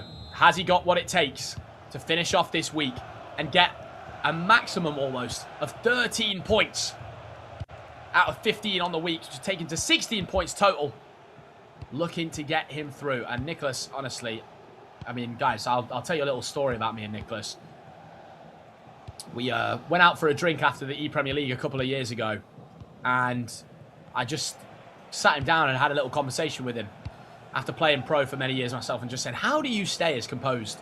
And I had this conversation with him, and he gave me this piece of advice about keeping your head no matter what the minute, and keeping the self-belief no matter what. And that's what you guys have got to do at home, you know. Have the belief in yourself. Even if you concede a goal and it's the 90th minute, you've still got a chance to have that one perfect attack and go and score. And that's one of the things that makes Nicholas one of the best FC, I was going to say 26 players, but one of the best FC players of all time.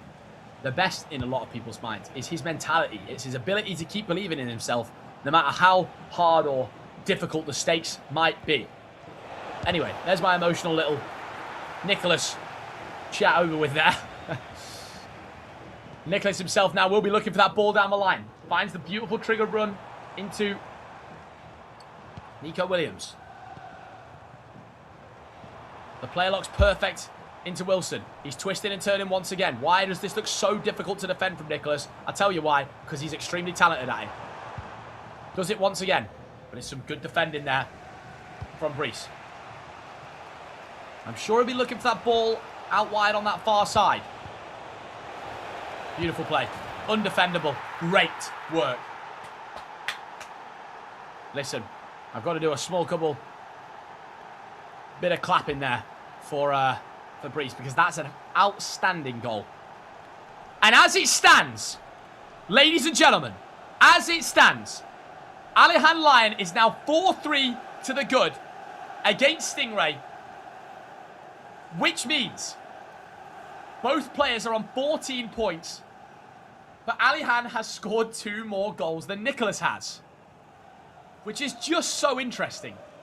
It would be in Nicholas's interest to draw this game 7-all if he was going to draw it. Just get the goals on the board, because what it comes down to is goals for, which makes it things so interesting. And Danny Pitbull is 3-2 up against Anas Padilla. The things are chopping and changing a ridiculous amount here. 3-2 to the good puts Danny Pitbull in that World Cup spot, the FC Pro World Championship spot. Honestly, how exciting. And then Alihan Lyon is now drawing against Stingray, which means Nicholas finds himself back on 14 points, chilling in 3rd place. Absolutely crazy.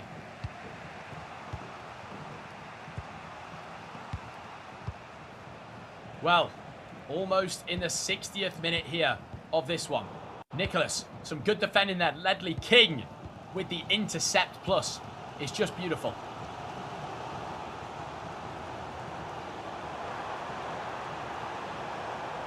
Nicholas running down the line here with Smith. Wilson Chalache. Used to be Smith, of course. Nico working the chance in the box. The play looks lovely. It's very simple. And simple sometimes is all you need. Nico takes the AirPods out. The headset off.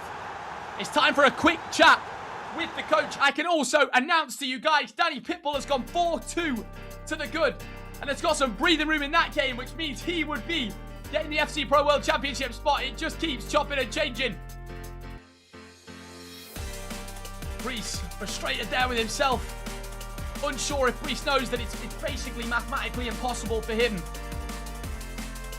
to obtain that third place spot.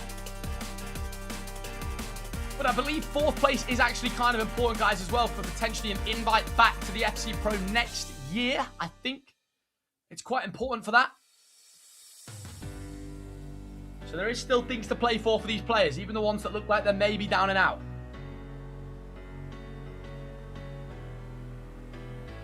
What an absolutely crazy end to today. Alihan Lyon finds himself 5-4 up in that game again now. So pressure is on Nico again to keep his lead here. The tight margins of these games are just absolutely unreal. That's what makes FC so fun to watch. And the format of these group stages is so brilliant. Here we go then. Back into the action. Guys, we've been playing for 3-4 hours. All of these amazing guys have. And this is now what it all comes down to. The clutch moments.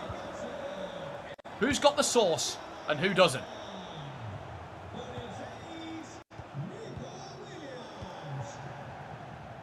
Nico Williams, that item we've seen being so good for Nicholas down that line here today. And if I actually head over to the statistics for the day of players being used by all the players here at the FC Pro Open, Williams is only being used by Nicholas.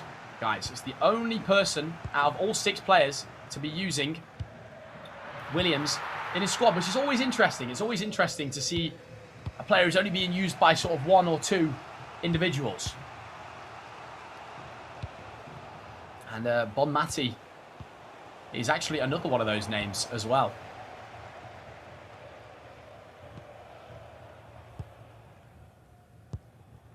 65th minute here. Nico looking to find the 2-goal gap in this one. And I think he's going to find it, ladies and gentlemen. It's gone just past the post. Did not get the exact shot animation he would have liked there. Did Nico? Did Nico? Or did Nico? You guys know what I'm saying. Is Nico going to get it this time? He's certainly not.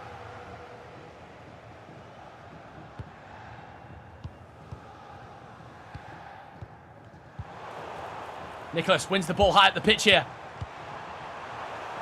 The player locks, they're almost perfect from Nico here. But the advanced defending from Brice stands strong.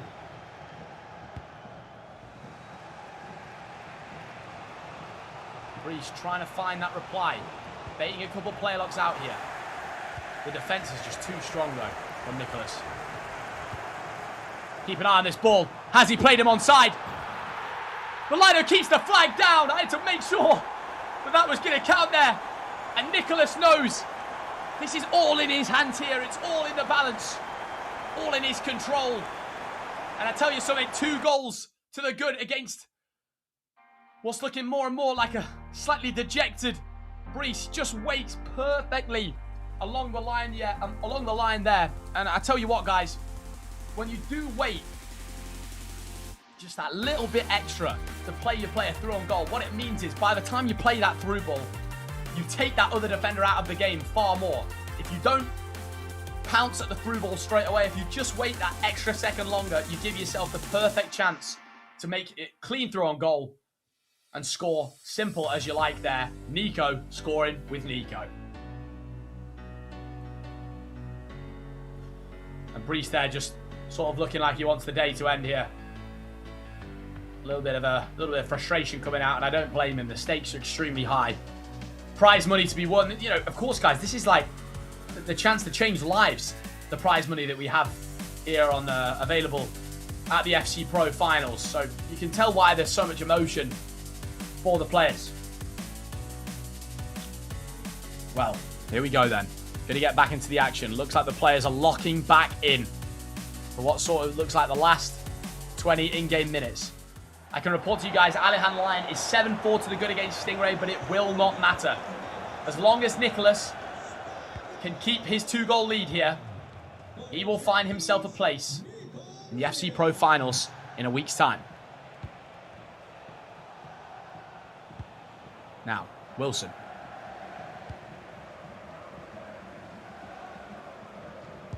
One more goal from Nico here, and maybe we will see a little bit of an outpour of emotion of what you can only imagine from Nicholas, guys, would just be relief, really, because, I mean, he found himself on 3 points out of 15 last week. It's got to be spoken about how unbelievable Nicholas has done, especially because Nicholas was up in the first game today and actually ended up drawing 6-6 against Anas Badia, and he might have just thought to himself, oh, I can't believe it, you know, I almost choked a bit of a lead here. That was what I needed, you know. I needed to start the day with a victory. And he's come back here and won 4 games out of 4, potentially.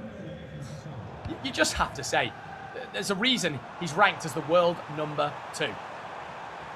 Now, Nico, one more goal would surely call it all off. He finds it inside there, and it's a lovely goal. Nicholas, no celebration at all from the Iceman.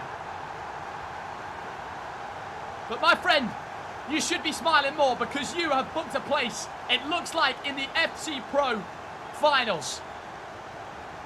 Great stuff there. Now, sometimes, guys, in these situations, you might think, pass, pass, pass. You don't need to.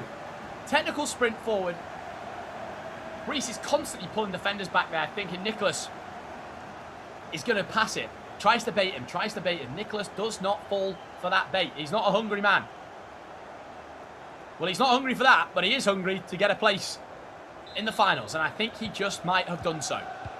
That now is Nicholas's 50th goal as well of the entire group stage. Not shying away from anything in front of goal. Here is Nicholas. Now, if Brice was to spoil Nicholas's party right now, he needs to do it. Can he gate crash? No, he can't. The bouncers on the door are saying absolutely not. Not tonight, mate. Not tonight.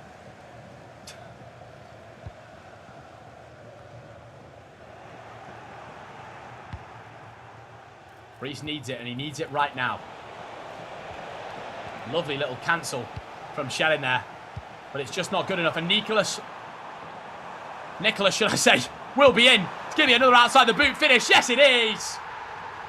Nicholas, 99 FC, books his place in the FC Pro Finals, guys. I think I can officially say that now. I think we would simply see the greatest comeback of all time in FC history if Brice was to spoil that party. Finds the ball inside, uses some good L2 shielding there. And then the outside the boot finish from Nicholas there with Nico Williams is just outstanding.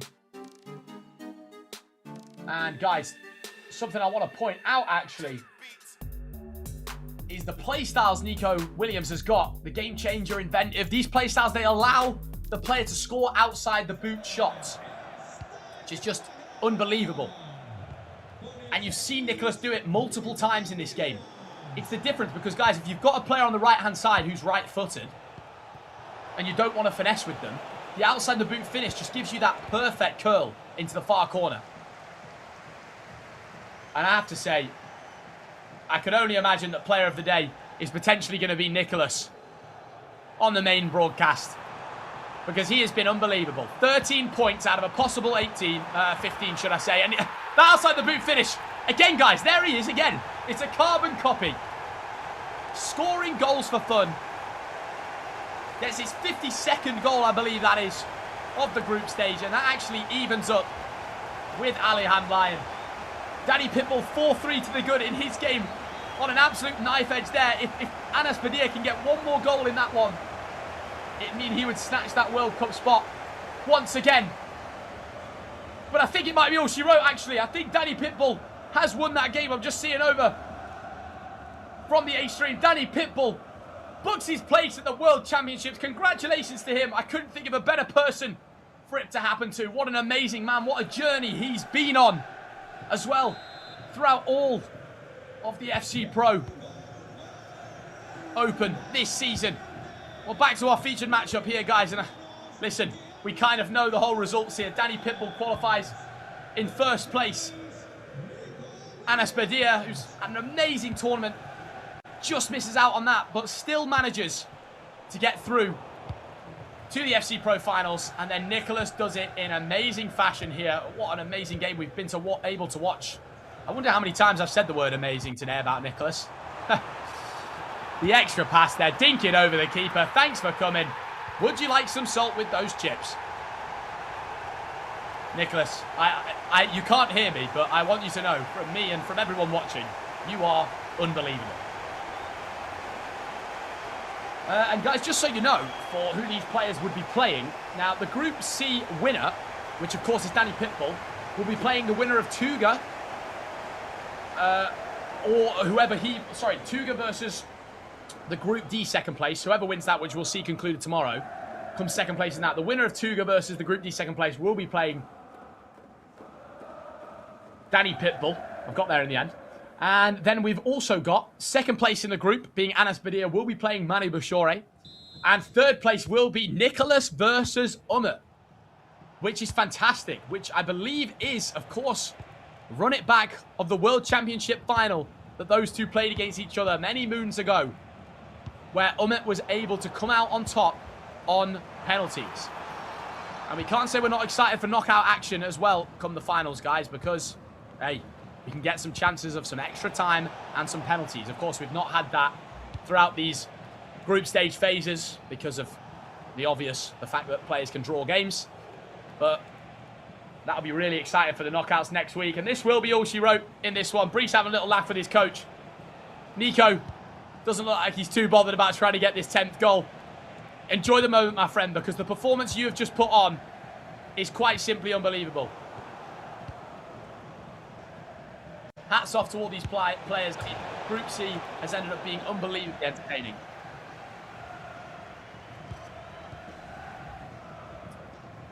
'93rd minute in this one. And Nicholas, can you get one more goal? Well, guys, before we throw it back, just want to say a massive thank you for joining me here on Stream B. It's been an absolute pleasure to commentate all these guys all these guys and all these games for you guys, should I say. Going to see a little embrace between Nico and Brice here. Some fantastic stuff. Danny Pitbull qualifies in first. Anas Badir in second. And Nicholas, should I say? I keep saying Nicholas for Nico Williams. Nicholas in third place. Some fantastic stuff between these guys. And that will be all she wrote for the B stream, guys. Thank you very much for watching. We'll send it back over now to the main stream, to the studio. I think you're right. He might not be the winner of all winners, but I tell you what, he's consistent, isn't he? He's always at a World Championship. He's always there in the final bracket. Nicholas is there. He's just about squeezed into a top 3. What a night. Inevitable. He has 3 points. We all write him off. You're silly if you did it. I'm silly because I definitely did it. I said there's no way. He's given himself too much to do. He's proven me wrong. Oh, is this season number 8 of doing this or 9 for him? And he's every single season he does it. The game changes, but his consistency doesn't. Look, let's not hang around any longer, Tom. That's it from commentary. He's joined with Nicole and Casey now to talk through everything that just happened there. Thank you very much, guys. Yes, we are here with Nicholas, the Iceman. I mean, that is your nickname for a reason, a very good reason. I mean, you started today, you came in here this afternoon, bottom of the group. Did you know that you would make it into the top 3? Yeah, I think so. I think you have to believe in yourself. But yeah, since December, since the first week, I was really disappointed because it happened the same. I mean, in the boot camp or even the same day in the tournament, I played really good. But then in the first week, I couldn't show it. I don't know, maybe my opponents, they play better, but also some bad luck and stuff. So I was really mad, really disappointed. But yeah, today was a different day. Well, Nicholas, we have to talk about first week, 17 goals. This week, you're at 53 goals. So absolutely insane difference. But I don't know if you know this, but we ran a poll in the chat. 70% of the chat believed that you would qualify. So what do you have to say to everyone who believes in you back home? Yeah, obviously, thank you for all the people, the community support. Obviously, in Argentina, my family, my girlfriend, she's here supporting me, and also her family. So I'm so happy, and let's see the next week. You are our PlayStation Player of the Day. I feel like that's probably not a massive surprise. I want to just chat briefly about the last game that we just saw, because it started, I mean, it kept changing, right? We were trying to watch the table and who was going to qualify, and it was really quite close at one point, and then you got a comfortable win in the end. When you were going into that game, how nervous were you? Because you would have known exactly what was riding on that result. Yeah, obviously, I have no nervous. Maybe you have some pressure, but it's your own pressure. You know, you want to win the tournament, you want to qualify for the next stage. But yeah, at the end, through the years, I think at the end of the day, for me, for Anders, for Emre, it's just a game. So I go to this game like this, and I feel so calm. Now, obviously, congratulations, you've qualified for the knockouts, but that does leave a very important next match is up against Umit. So third place got you that matchup. What are your thoughts about Umit? Do you fear your chances? I didn't watch a lot. I used to don't watch a lot the EA competitive because I just compete, you know, it's too stressful for me. But yeah, what I heard and what I see a little bit, he was playing really good. We are like Clásico, you know, we are playing each other, I think, in different stages every time. So let's see. Okay, well, congratulations, well done. I mean, I feel like you need to go backstage and just sit on a sofa and just take a deep breath because, wow, what a day from you. We can now hear from Tom, who is with the group winner, Danny Pitbull. I mean, yeah, I am joined by the man himself, your World Championship qualifier. I mean, Danny, firstly, how do you feel? Sono molto felice, il primo passo l'abbiamo raggiunto, ma è soltanto l'inizio. He's very happy. The first step is been achieved, and he's looking forward for the next step. I mean, I have to ask you, Danny, did you think you could do it after the first round? I think everyone was talking about Anas. Did you think tonight, was your aim the World Cup, or was it just qualifying? Avresti pensato che ci saresti riuscito dopo che Anas era il primo? Assolutamente no, però sono settimane che penso alla partita che ho perso all'andata e il destino ha voluto di diciamo, farci decidere il match per chi si dovesse qualificare, è andata bene.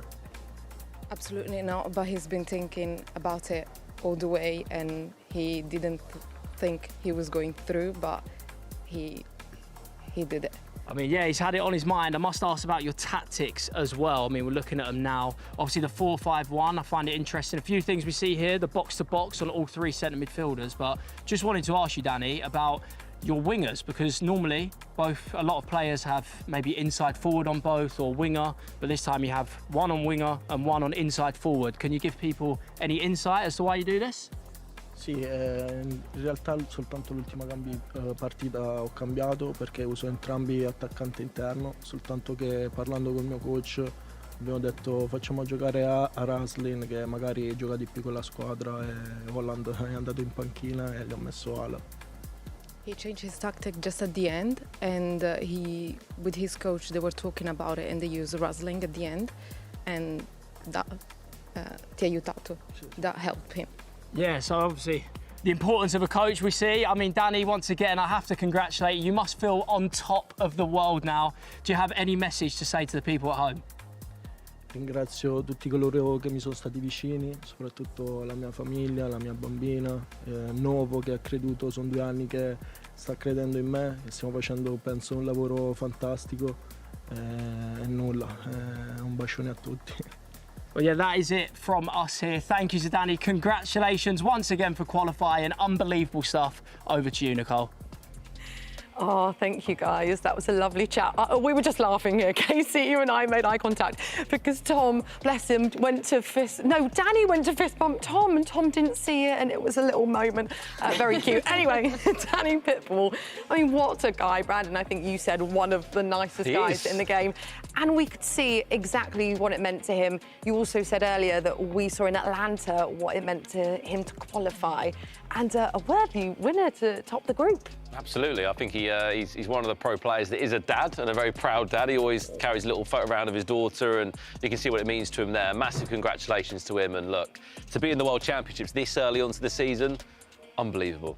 We've got the Group C tactics available, so keep your eyes on the screen right now. There we go, B. Smith. I mean, it sounds boring, but like, you know, when I'm 0-5 in champs, probably Nicholas's tactics might get me maybe 1 win. So I could be 14-1 in champs. 1-14 in champs. But other than that, I mean, look, there's the custom tactic toes on the screen. For those that are watching at home and want to implement some tactics into their game, take a screenshot and put them into your own squad. Lovely. Very well said, B. Smith. Rose, how are you feeling? Because I know earlier on, before that final round, you were a bit emotional and you were really feeling for the players and the ones that were battling it out to try and earn their spot. How do you feel right now? You know what? When I saw those tears flowing, Casey and I looked at each other and for a split moment, I did think that I was going to start crying, but I wanted to be strong for the players.